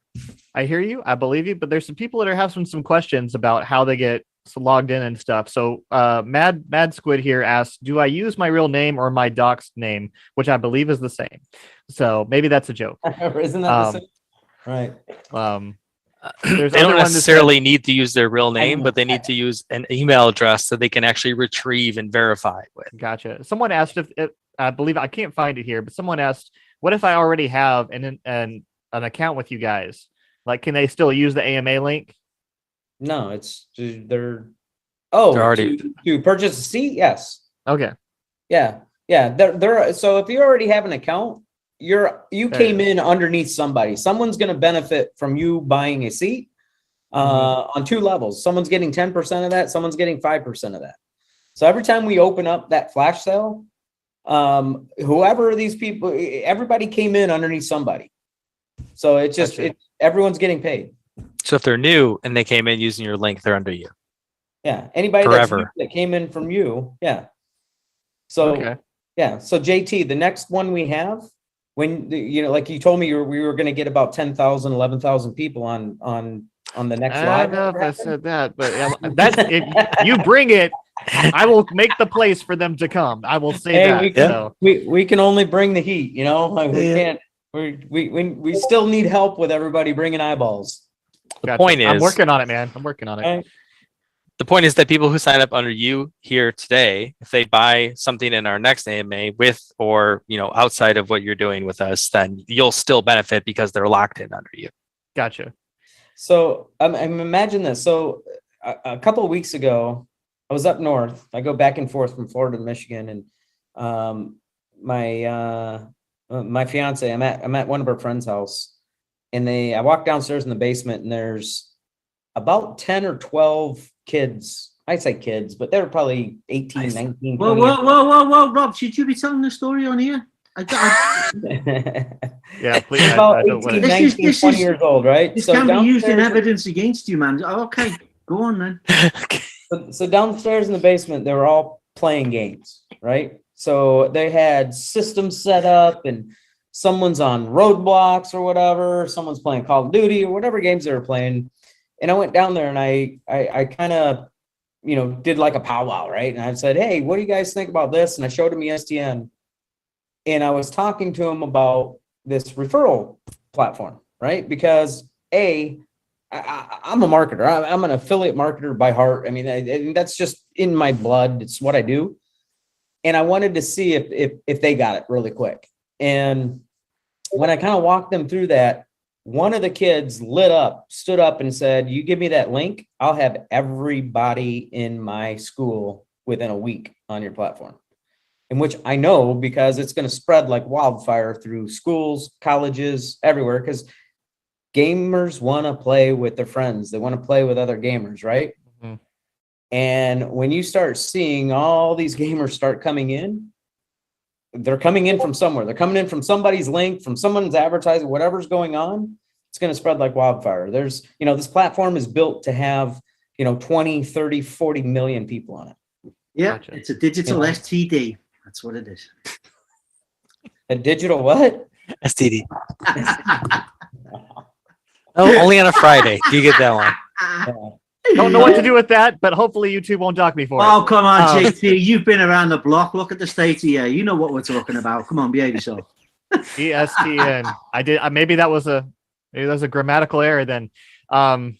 But anyways, yeah. So obviously there's a huge opportunity here. I really appreciate getting to know you guys more, getting to know the breadth of experience you have, and getting to know just how big you. I mean, thank you for creating this because this is like you've taken something we all need and you've literally done the users and the gamers a favor in creating it. So now I don't have to search 30,000 places of where to go to create a tournament. I just come to you guys and you guys are going to be the standard. So that's it. I appreciate that. And, not only that, but I can probably, connect my live stream if I haven't shared, I actually had a plan to create a video game channel. I'll probably end up incorporating that somehow now that you guys are doing this. Maybe I can just jump on and share my live stream with, being a part of your platform would be really cool. Awesome. Yeah, join in, man. The more the merrier, right? That's why it's built like this, right? It's for everyone. That's why we're doing this. Yeah. So there's a ton of streamers out there. I do want to go into that real quick, just because I know that people are, there's an opportunity here as well for new people to come in and create names for themselves as a content creator and as a streamer. It's huge. Like you got next Twitch, easily. So tell me about that. Tell me about the content creation options within your platform. So we actually have, it's kind of cool. So that's what we've been working on for the last week was a whole nother component that is being built into it, which is our influencer corner. Okay. I'm not sure what the name is going to be of it, but you know what? I like influencer corner. Actually, that sounds really good. Sold. Maybe called Fireball. Oh, that's the next thing. Don't talk about that yet. Come on. Anyways, what that's going to do is, although if anybody from Fireball Whiskey is watching, we have a great opportunity for you guys. You should get in touch with us.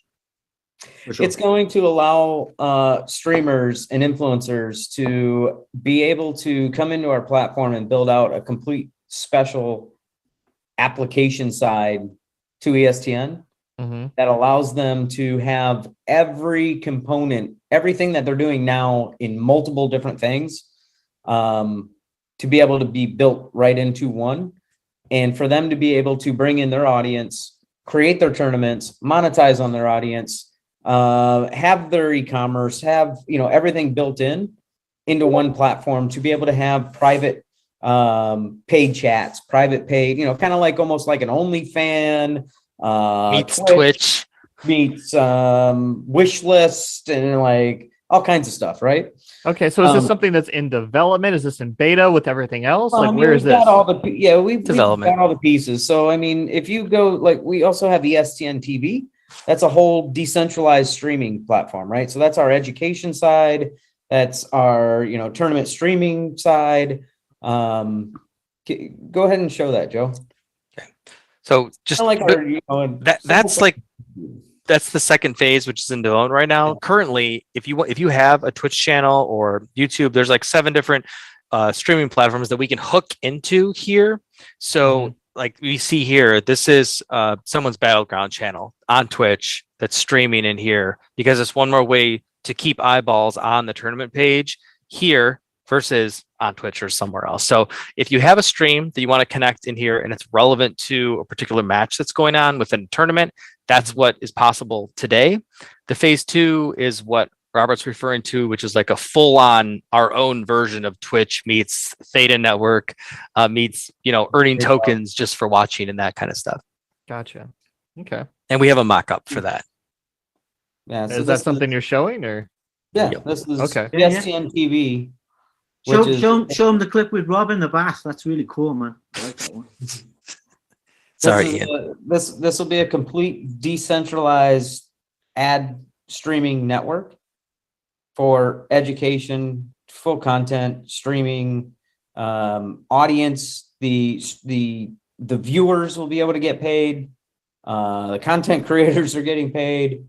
Built-in e-commerce. Everything's all tied in together into one platform. Yeah, so I mean, there's so much here. There's a lot. There's a So, lot. okay, I need to like get you guys to commit to a series. Do you need a little handkerchief or I something? do. You I'm look like crying. you're- I'm crying. you're drooling a little. Here, man. Come on, take it. The tears like right here. If We love the you. microphone's dropping. JT, what are you saying?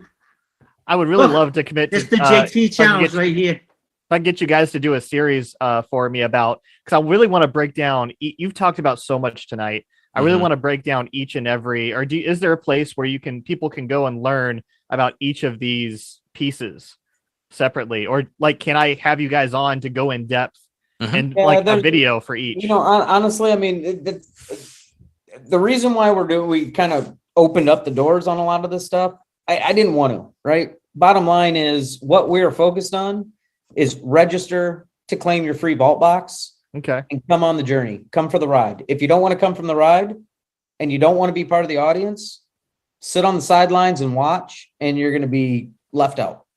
I got Other you. than that, that's our call to action. If you want to come in and buy a seat, secure it now before they're gone, great.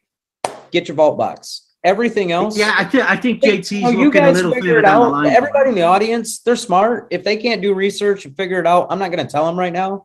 We got so much going on. I don't honestly, like I said, we will sell out the arena. We're on a path. We have a roadmap. I don't think there is, a board out there that is as active as ours that is seasoned in what we're doing. Mhm. And I don't mean to like boast or be an ass about it or whatever. It's just like, get your Right, ball box. it's not stopping you.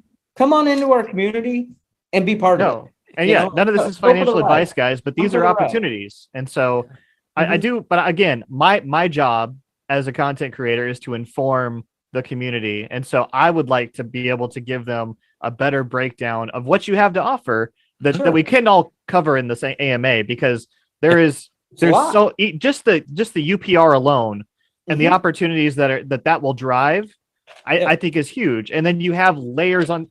You guys have brought me a wedding cake tonight that's like 10 layers high, and I'm trying to like force feed that to my viewers This is- here.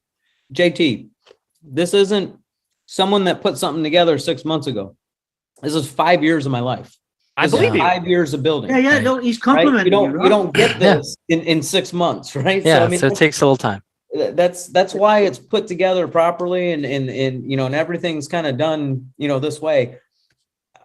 I JT, think- don't listen. JT, don't worry about it. Rob's not used to people complimenting him. He Okay. kind of struggles with that a little bit because he just takes crap from us all day long and gets really Nonstop. mad and gets really annoyed. Right? So, Nonstop. No, So- it is a unusual compliment. Robert. experience for him. I right? appreciate that. Yeah. I just want to cut the cake and serve it to people individually so they can get the full Yeah. breadth of what you're Yeah. talking about. So So the- we honestly spent, like last week, we spent a lot of time breaking down the different parts and to be able to put it into different sound bites and clips and stuff like that. Because Gotcha. there's a lot to digest, Yes. a lot to digest. And then they got us, where does it all fit in, right? And Mhm. it's like, we can lose somebody really easy when the main message is get your vault box and you're Gotcha. going to be on the journey with us, right? Just make sure you got your seat and you're good. Yeah. I think that's so. the most Do basic. you want to mention about the Discord channel and the Discord family and like all those guys, Rob? Because I mean, there's a lot there, right? And like Surfer Geek and Crypto Addict and those guys, they work really hard on like answering everybody's questions and Oh my pointing them in the God. right direction. I mean, that's a great source. I have never seen anybody suck up as much as you in my life. Dude, you're on.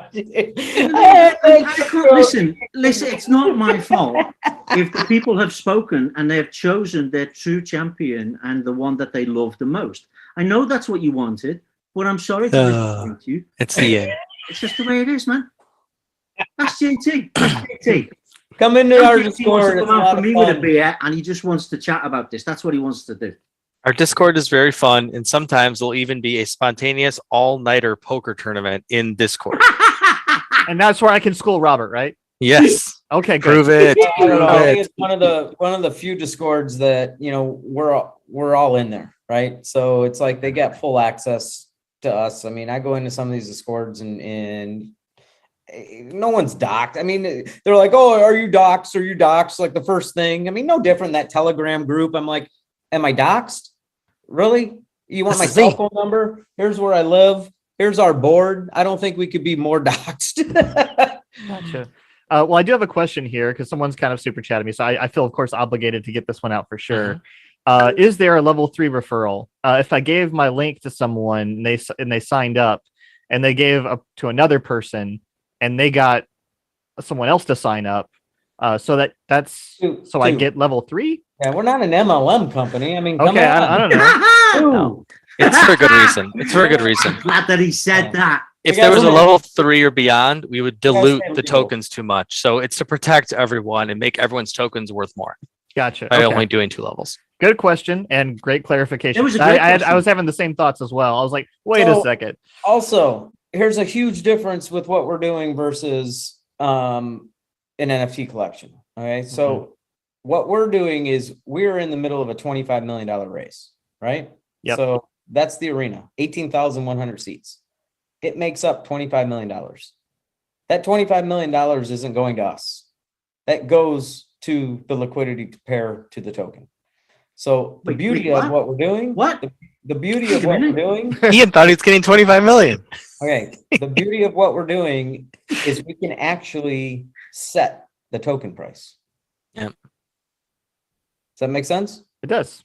Yeah. So we choose how many tokens Big- get it's a loaded big into deal. Quick It's a Swap. big deal. Yeah. We take the vast majority of this capital raise by Matic and pair it with that predetermined amount. So we're essentially setting that open price. Plus we have the limiter on the vault box to protect people from getting dumped on with all the tokens that are distributed, with the seats here in the pre-sale phase. So it's going to be exciting. Yeah, I think the generated buying pressure as well is also a great dynamic here, Joe. I mean, I was very, very impressed with that. Like when you kind of push that out there, right? So it's kind of not only does the environment keep generating income and keep generating money, it also takes care of itself and becomes incrementally more value as it goes, which is like that's just super, right? That's really, really good. Yeah. So one more thing I wanted to touch base on. So the core platform, if you look at the NFL or if you look at NBL or I don't know, World Cup or whatever, maybe I don't know World Cup, but our ecosystem here, the NFL has their own licensing. They have their own merchandising. They have their own logos, their own NFTs, right? Mhm. The Tampa Bay Buccaneers, the Dallas Cowboys, the teams underneath, they have their own licensing. They have their own NFTs. They have their own logos, their own merch. Then you have gamers. Gamers will have their own licensing, their own merch, their own logos, their own NFTs. Mhm. It is just a nonstop revenue generating, different assets that are just nonstop being generated through this ecosystem, right? So it's, while we have the vault box as an NFT, it's coming out, that's free. Seats are one thing. There is, like when Ian said that this thing you bend over and NFTs fall out, this isn't like, he's not kidding. It's not just NFTs. I mean, it's all tied back to something, whether it's a team, whether it's a gamer, whether it's, game passes, whether they're, winning something or content creators. There's all kinds of stuff going on. And we've got like, I don't know, a bazillion different partnerships that are just nonstop we're putting together that all fit in to the mix. And that's kind of like what most of these bigger projects are doing is they're one of them even called it the metaverse. Like it's their metaverse of all the companies coming together, but there's no metaverse. Like, I don't even know why they would even say that, but it's bringing all these companies together that have bits and pieces of really cool tech into an ecosystem that is just freaking super dynamic. Right. So it's pretty Kind of an internet of things, if you will. It's like, it's right. That they'll create the buzzword of metaverse instead of that. Exactly. IoT.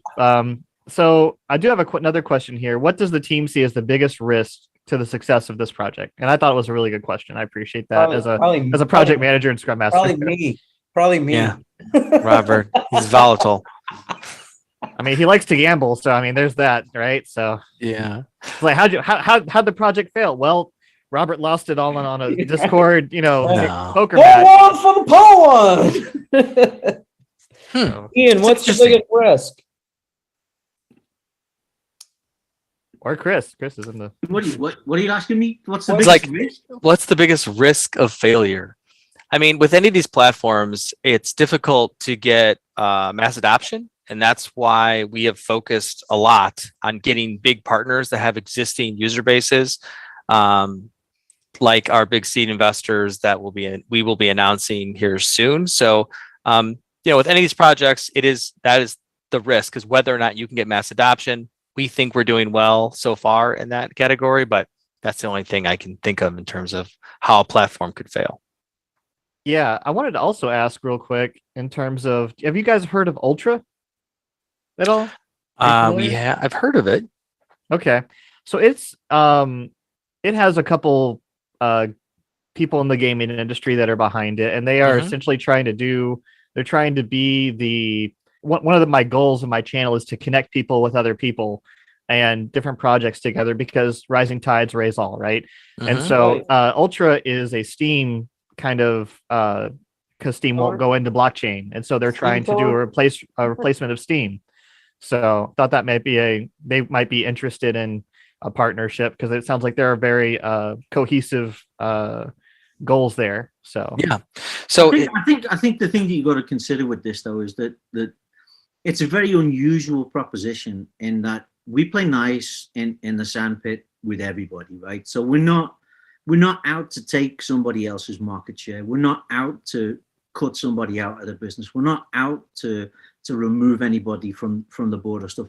So we're kind of like, it's kind of like that useful utility that, just sits on the side and comes in where you want it, right? So, if you're an influencer, if you're a gamer, if you're looking for something that you want to put some money into that's going to make some money back for you, that you want to be cool and edgy and on the front line, I mean, all of the above, right? We're not kind of, being disruptive doesn't mean you have to destroy everybody else's business, right? It means that you can also make another space for yourself that is completely unique and that fits in along with everyone else. And I think I'd like us to be seen in that category, because I don't, when you say what's the biggest risk of failure, so you can just make up bullshit all day long, right? And everybody does, right? But I don't think that that's the way that this is designed, right? Specifically, any sharp edges are being filed off as quickly as they may appear or may come up, because this thing, for it to work, has to be a friend to everyone. It has to be kind to everyone. It has to work within an environment that accommodates lots of different needs and thoughts and wants. And if you know anything about gaming and you know anything about gamers, everybody is completely and utterly unique, right? Everyone has different things that they like, different things that they're good at, different things that they want to do. And, if you merge those things together with what's going on in the whole, Web3 and where we're going and where the future is, something like this is like, okay, let's do some of these things really, really well. And let's help the people who don't do some of these things to have those services available to them, and to bring that and add that to the roster. So it's kind of, enhance the overall environment and enhance everything. That's really what we're trying to do. And I don't see anything wrong with that, right? If a few more people did that in the world today, it might be a better place, right? And we can do that. Nothing's stopping us. We don't just play nice with others. We've had some recommend we talk to other platforms that on the surface look like they would be a competitor of ours. And we found a really cool way to work with even some of those. So we'd love to talk to Ultra if they want to talk. Gotcha. I mean,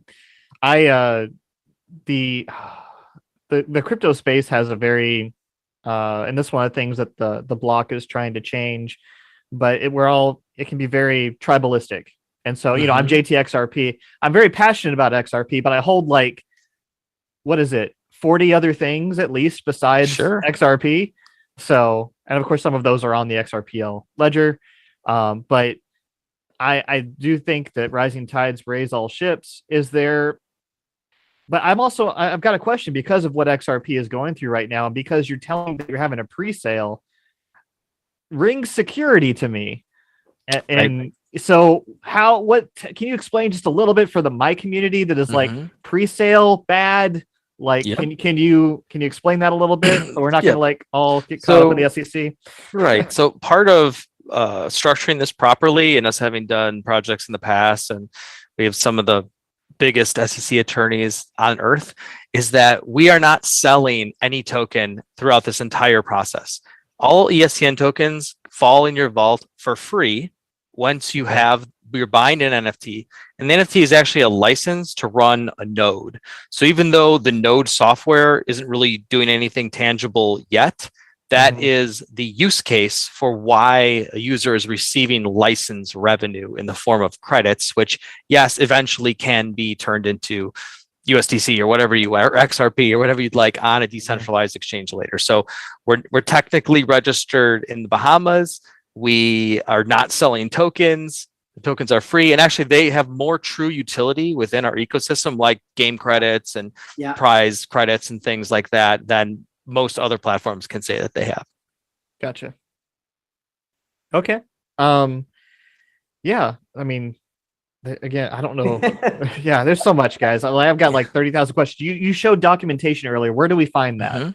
So if you go to the main website, ESTN.io, and you click on white paper right here, this is a very robust white paper. There's a whole section just about it's white, not light. Yeah, ecosystem, what's going on in esports, sort of sizing up the opportunity. Then we have a whole section about the NFT part of this, the token part of this, and there's multiple subsections. So I've just got the next like 2 months of content creation right there, just looking at this. No, hey, I'll tell you what though, right? I mean, that was one of the first things that I got into and I saw it. I mean, it's like a digital book, really, right? It's like a website that guides you through it, but it's so comprehensively laid out and it's so well laid out that it really isn't very difficult to figure out all the main tenets of this and where it's going and what it's doing, right? It really is fabulous, right? And it's a white paper that's worth reading. It's entertaining. It could use another 40 pages. Oh, come on. I don't think it could, I think it could. It does the job really well, right? Like I say, right? I got it, guys. We were talking for a while. I read that and I'm like, oh yeah, okay, I got it. So yeah, and we're starting to put out like tutorials, quick tutorials and stuff. So on our YouTube, we have, just here's 2 minutes on how to create your free ESTN gamer account. Here's, a 2-minute video on how to create your team. Taking all my videos. Gotcha. Okay, cool. Great. Yeah. Well, that's good. That's good that they're out there. I'll link them in the description below after I'm done here. Yeah, you can meet the people, you can meet the gang, there's write-ups, you can get to know more of the people who are behind it, because there's more than there's just on this call, right? There's a lot, right? This is an army. This is an army, right, of quality people. Yeah. So someone wrote in there, we need to market ESTN before launch. 100%. And I don't know if I can emphasize that anymore. The more referral network, the bigger referral network you have, I mean, you're just setting yourself up to win. Once this platform's mature, it's going to be insane. Well, and that's what it was built for. So what's the time frame on that? How, like, if we are like, man, I need to get this out to everybody now, when is the deadline? Like when does this come out of beta? We've got some really cool things that are happening. So because we're in beta now, once we start with a gamer campaign, the gamer side of it, the real world side to it, what it's actually doing is it's already generating the revenue. It's already generating the value for the seats and stuff like that. So Joe, if you want to go into that, like, you understand what I'm saying? Yeah, part of so the two sides are growing, or they're leading towards launch in tandem. And so realistically, we're probably about a month and a half, 2 months away from the actual token launch, the stadium being sold out, everything going live. But we're starting to run tournaments right now. And so we're even looking at, okay, if that starts outpacing things leading up to launch, where we're finalizing not only like the minting and all that stuff on the NFT side to be able to do the airdrops and things, but also what if the revenue starts coming in such a degree that we start preloading the vault boxes with even more tokens and money than we anticipated? That means that people who bought early are actually getting more value before we even launch, which would be pretty crazy, which will also be traceable and transparent once they look at those wallet addresses and NFT addresses. So lots of cool things happening. But yes, the more of a network you can build underneath you right now, it will pay you back many times over once, we start launching the massive ad campaigns we have a very large budget for on the gaming side. This is where I just hit X, X, X, X, and just like I need to skip all this so I could just start. So, but yeah, just mission accepted. I'll say that much. But yeah, the but let's talk launch here. I mean, because when you guys launch, I mean, we've got a member from PlayStation, very prominent member from PlayStation here. Is that what we're going to launch on, or what's the first step, or is there a multi-prong launch, or is it everything at once? So let me just take you through like the mini steps here. So right now it's click on the link that you put in there, register to be able to mint your free vault box. That actual receiving of the NFT vault box will probably be within the next, 2 weeks, maybe, depending on how fast our testing is right now, maybe 3 weeks. So now you've got your vault box, you've been to this flash sale, maybe another one in the future if we do another one of these. So users will have NFTs that they see in their portal that are their seats that are going to come to them, that are going to be dropped in their vault box. And simultaneously, over this next few weeks, we'll be launching our first practice tournaments, scrimmages. These will all be running on our tournament platform. Gamers can participate in those if they'd like. We're doing another poker tournament coming up here soon, as well as Call of Duty Mobile. So while that's going on, we're closing out the selling of the eSport Arena and the Metaverse. And then roughly a month and a half, maybe 2 months will be the actual big launch. Okay, and big launch is on all platforms, or? Right, so the way the tournament platform actually works in terms of playing a game is that you're not actually playing Call of Duty on the tournament platform. It's more like in fantasy football. If you use Yahoo Sports has an awesome fantasy football platform. You don't actually play the NFL games on Yahoo Sports. It's more of a tracking mechanism. Okay. So if whatever platform you're playing the games on competitively today would remain the same. Some have better API hooks into our tournament platform than others. And we actually have a really awesome partner that's helping us get up to speed on being on the bleeding edge of that side of things as well. But so on this Call of Duty tournament coming up, you'll be able to register on ESTN, see who you're paired against in the bracket, if it's a bracket-based tournament, if it's leaderboard, like a battle royale type format, like Call of Duty Mobile is, it'll be more of a leaderboard, so you'll be able to see how you're stacking up, wins and losses, points for kills, things like that on ESTN. But our link that goes out, that's the actual server that users are logging into through their phone to play in the Call of Duty tournament, will stay offline in that sense, where they're using the same infrastructure to actually run the tournaments. Okay. So, I mean, I'm an Xbox gamer though. And so I'm used to having like an app or something that goes into, or having my PC up on the side to do stuff while I'm got on Xbox. So you're saying it doesn't work that way for what you're trying to accomplish. It just knows. Somewhat. So here, if you were to enter into or form or bring tournament yourself, either way, and you brought a group of gamers that wanted to play in a tournament on Xbox, you can do that on here. But if that game that you're playing on Xbox online doesn't yet have a direct API connection, then yes, whoever's managing your tournament would have to be the one that says, okay, you got 10 points, and they input your points, or I won, I beat you. I can take a screenshot and I can upload it to prove it in the tournament platform to then dictate who won. So that there is some manual steps to doing it for the games that don't have the direct connections. Games that do have the direct connections, you'll be able to, type in an API key, kind of like when you stream on YouTube, to make that connection to say like, okay, now our points are showing in near real time on the tournament page, and you're streaming on, let's say, Twitch. So if we looked at, this example again, users could come and like actually keep this open to see like, okay, let's see, oh, he beat this guy. Okay, I'm advancing. I'm going to play against this guy. So they could view the bracket. They could view the stream here if it's hooked into Twitch, or we have 6 other streaming platforms that can be hooked in right now. We also have this toggle button. So let's say it's a big tournament and you've got 3 different matches going at the same time. You can actually connect multiple streams, and users can toggle through those channels and watch different matches or move between them. Awesome.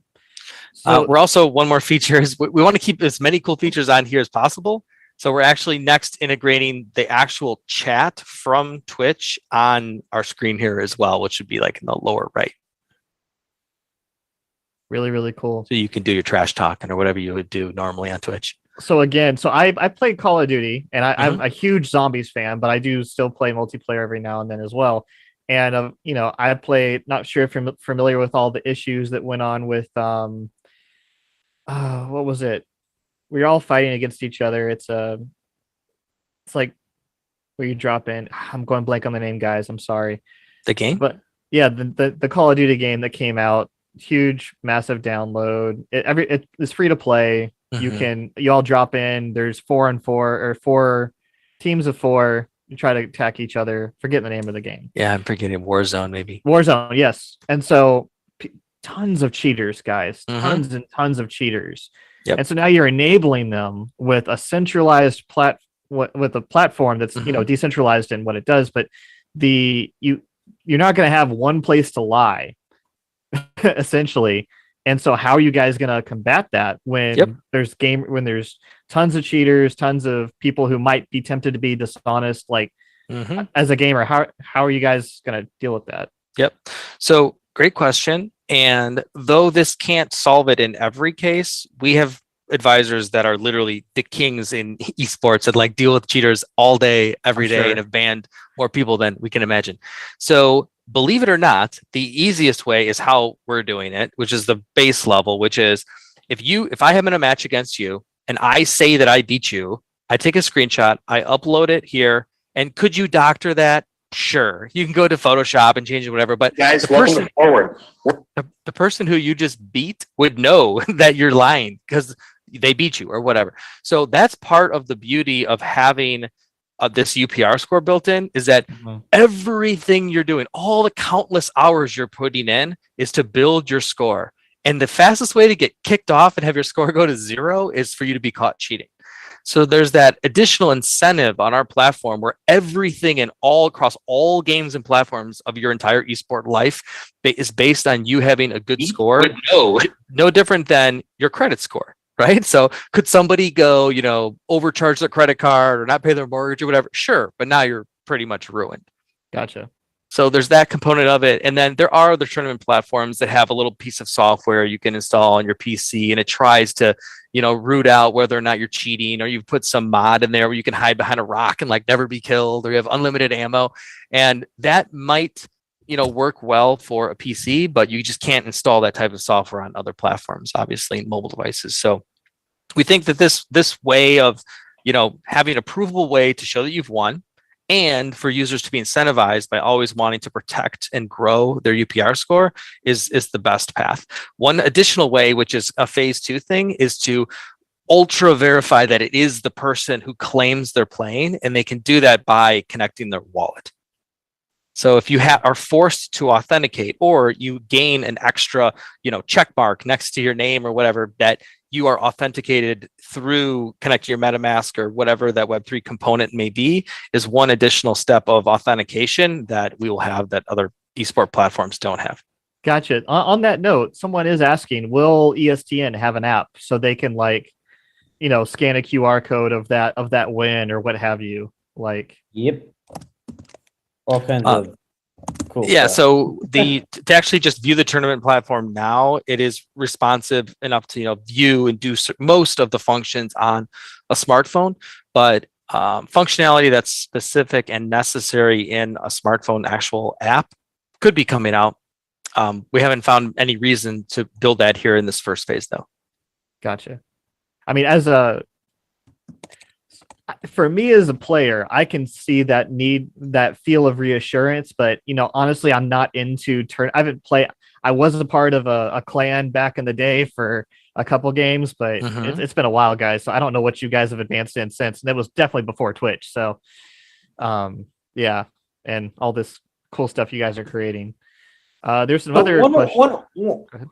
Go ahead. One of the other things that we're doing that I'm kind of passionate about, it's a couple different things that's going on.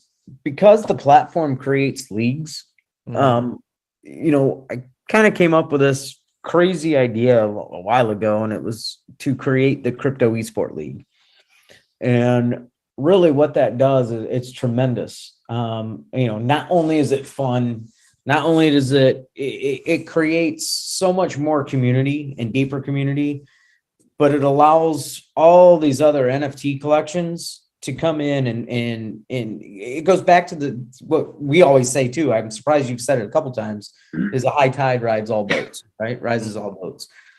And ESTN is that high tide, right? So it provides and gives so much benefit to other communities and collections and these NFT collaborations that can come in, and they all have their own community, right? So they all have their fan base, and no different than any, sports team out there or whatever. You want to, I root for the Buccaneers, right? So, go Brady. That's what ESTN does for all these other collections. So we're creating the Crypto Esport League, and we're going to, all these different collections that are coming in and collaborating. There's so many different things depending on their roadmap, where they're at, what's going on, but they're able to come in, onboard their audience. We provide them with a ton of extra utility that has nothing to do with their platform, right? So it's like, okay, if you have, that PFP or a cool avatar, and you have a great audience, and that's what I like about it's called Block, right? Or you guys are like coming together. Block oversight. Yep. Oversight, and just saying, hey, is this a real project? Or these guys, they know what they're doing? Is it a rug pull or a pumping up or whatever it is, right? Mm-hmm. And we're going through that as well with a lot of these collections that are coming in, and we're making sure that, to obviously the best of our ability, and you haven't come across any Total scams yet. total scams or anything. A few of them are kind of like, you'll never complete that roadmap, but you do have some, a great audience that I'm sure would love, to back your NFT, and whether it's, the aliens or the apes or the monkeys or the cars or whatever, right? They're able to really go deep in their community and provide that community a lot of fun, and to be able to compete against all these other NFT collections. And it wasn't just NFT collections, because honestly, when I first came up with this, I was like, well, wait a second, I want to see, DeFi platforms going up, because whether it's DeFi, whether it's NFTs, whether it's just, a token or, a meme token or whatever, Mm-hmm. they all have a fan base, right? Yep. So, there's people that will, die by Doge or whatever it is, right? Hope not, but yeah. Yeah, but I mean, it's that same thing, and that's what this creates. Is it's that platform to be able for everyone to come together and have fun. And when you do that without thinking monetarily, right, and always trying to, hey, where am I making money? Where am I making money? The money comes. Like, you build something cool. Like, we always go back to, we're just freaking cool. The platform's cool. It's fun. It's going to provide a ton of benefit for everybody, and everybody wins on it, right? So, that's what we're doing, is we're trying to bring, all the right people together to be able to, rise that tide. No, I appreciate that. And we're all coming sorry, up. go ahead. So, block oversight. Start building out your team. Right. Well, I will definitely hope we to, can have our so own tournament. I wasn't even thinking about it, and all of a sudden, it's like I'm bringing on all these collections, and I'm starting to feel left out. And I'm like, well, wait a second, we need a freaking avatar. Like, we need a team. I'm like, we can play too, can't we? I'm like, it's not just watching them. I'm like, let's get into the mix. Yep. And then you go into the next level, and you go into the special needs community. So, which is crazy, there is a huge community out there of special needs kids that do nothing but play games, because that's all they can do. Right. So this will provide a really cool platform for them to be able to build out a league like that. And we've had some that reached out to us specifically asking to help them do that. We got special, my fiance has special needs kid that literally that's all he does is play video games, and he's freaking good, right? Can't walk, can't, he's Special needs. special needs, right? So, What it is. but he can play some video games, man. He can beat me at just about anything. Well, that's really great that y'all are Jeff doing that. Gallagher. There's that side to it. Jeff Except Galaga. Jeff Gallagher. Jeff Except Gallagher. Galaga. and No poker. one's touching me in Galaga. So, yeah.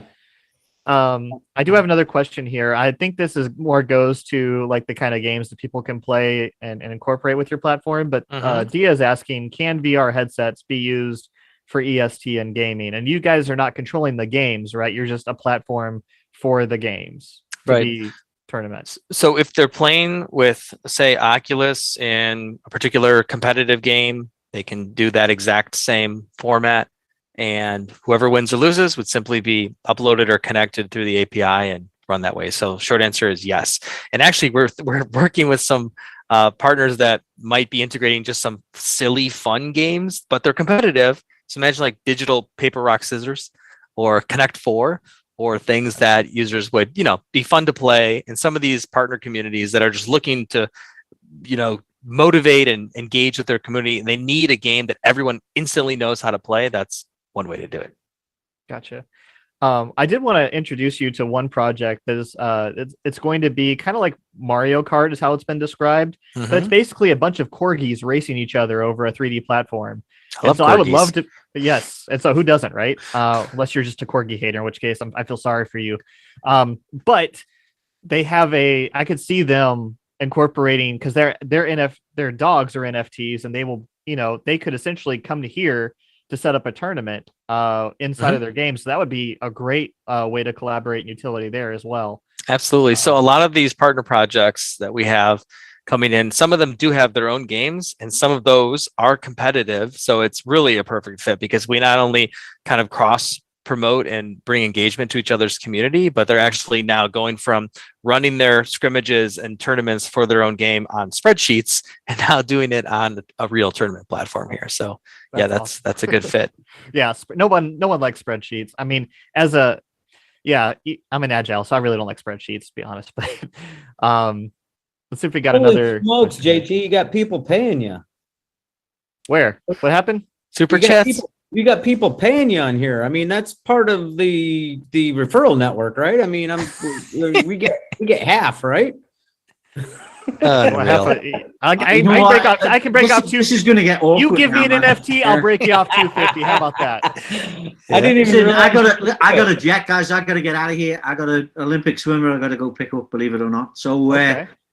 love you very much. I've enjoyed it. It's been brilliant. JT, we're here. Reach out. Come say hi. Whatever you want, whatever you need, we're always here, man. Well, dude, man, I need to connect with you on LinkedIn for sure. I mean, it's Hey, great. it was a pleasure. Great meeting Yeah. you. Yeah, and you can shoot me an email, right? The boys will tell you, right? They'll give you a link. Gotcha. Just Alrighty. put it in the chat, guys. Just put it in the chat. Right. No, don't. Everybody will be doing it. No, don't. Bye, guys. All right. See you All right, later. Ian. All right. Do you guys want to take a few more questions, or do you If want you to end got up? If Okay. you got them, fire up. I mean, All right, it's guys. only- Last chance for questions. It's only Friday night. Ian's gone, so I apologize. He'll be back. Be back. He just jumps right back in. I'm not seeing. He says wins. Maver says wins poker. tell him he's out. He's already beat me like 4 freaking times. Oh, okay. He's done. Gotcha. Not allowed in. Thought no one beat. Okay. Thought I was looking for a challenge. Maybe not. We can No do one it. says bye, Ian. We may be able to do it tonight. Oh gosh, I don't know if I can do it tonight, but and I don't like digital poker anyways. I don't like random number generators. I have a thing. They've done me bad so many times. You want to Yeah. touch? You want to touch, feel, see your cards in your hand? Yeah, count them, whatever. Yeah. There you go. No, I'm not that smart. I wish. I don't have any other questions here, guys. It looks like everyone's just excited to Awesome. be a part of the NFTs. I hope it'll stay open because I'd love to participate as well. And definitely we'll be getting your project out there more. And even though XRP is not yet an option, hopefully you guys will look into that in the future because I think we can flip that switch for you. I appreciate that. I'm just saying, I know a lot of people that would be instantly sending you stuff. So if you can flip it, I can get it out there. Is there a time frame on that? Like, is there? I can turn it on the tech side, but we'd have to have our front end guy actually add that payment button to the front. So a couple days. Okay, no, it's cool. I mean, hey, a week, whatever you guys need. I'm just saying, whenever you by share next that, week, I think we can do that. I will get that out there. Like, I can promise you. So what happens when I get that out there, though? Like, people, because obviously, Art's listening. So, Art, in the comments, when can we have XRP up? Let's go. We need it. We need it now. It's not about that. It's I don't changing the front end. I also want to make work sustainable for developers. So if it takes a while, that's fine. It needs to focus right now. Yes, I'm all about focus and people resting. But at the same time, I would love to bring it to the XRP community. But once that's done, they need I need to send out the referral link so they can sign up. And then how do they access to be able to purchase or send you stuff for the seat? Like, how does that work? Yep. So assuming they can't come in right away and this flash sale will be over, they would have to come in during the next potential flash sale. If, say, we were to do another one of these with a new group, in a couple weeks or something. And how would, of course, I want that to be on my channel, but how would that be on terms of the, where would they go for the information? Like, how will they be notified whenever that flash sale happens? Oh, sure. Well, it's usually at the end of one of these. Well, so when we have our next event, or as Robert's trying to say, when he announces a flash sale in the middle of the night or some random time, that's the engagement part. So users that are in Discord and watching and listening, there are random flash sales that just pop up. Gotcha. All right. Well, I will be one of your, well, if I can't do it tonight because XRP is not up and I don't necessarily know what I can do in terms of the 72-hour thing with some of the things that I have to deal with, how does that work for me? Like, or my watchers here? We'll figure it out. So when you want to have us back on or whatever, we'll figure it out. Okay, that's cool. Right. I got you covered. All right, man. You hyped me up so much. And if you've got a large amount of XRP that's burning a hole in your wallet right now, just call us after this. So I just got updated. It said it would take about a week because they're right in the middle of a big piece that they're finishing up. Gotcha. So are you talking about the front end, just the design? Yeah, so putting the button in there, making the API call to coin payments, getting the return that they paid, and updating their vault and stuff like that. Oh, I can go in the back end and turn on any coin you want. It's making it work in the other areas that's difficult. It's okay. It's okay. Ceaseless has got me. Ceaseless Zoj says he's gonna get it for me. So yeah. Ceaseless, you can already just make the payment. I'll send you my wallet address through Twitter DMs. We're good. You didn't say that. I'm just kidding. Where's that name come from? Ceaseless. Ceaseless Zoj. He's another member of the Zoj coin is an XRPL meme token, arguably the best meme token because it gives you 8% monthly staking to your wallet without you having to stake your coins. But anyways, he's great. He's also part of the block oversight. He's in here chatting us up. Yeah. No, I know him. I was just asking where the name came from. He never ceases. Oh, never ceased to exist. Ceased to impress. Yeah. He's always here. He never ceases. He never sleeps. Right. Well, I know why.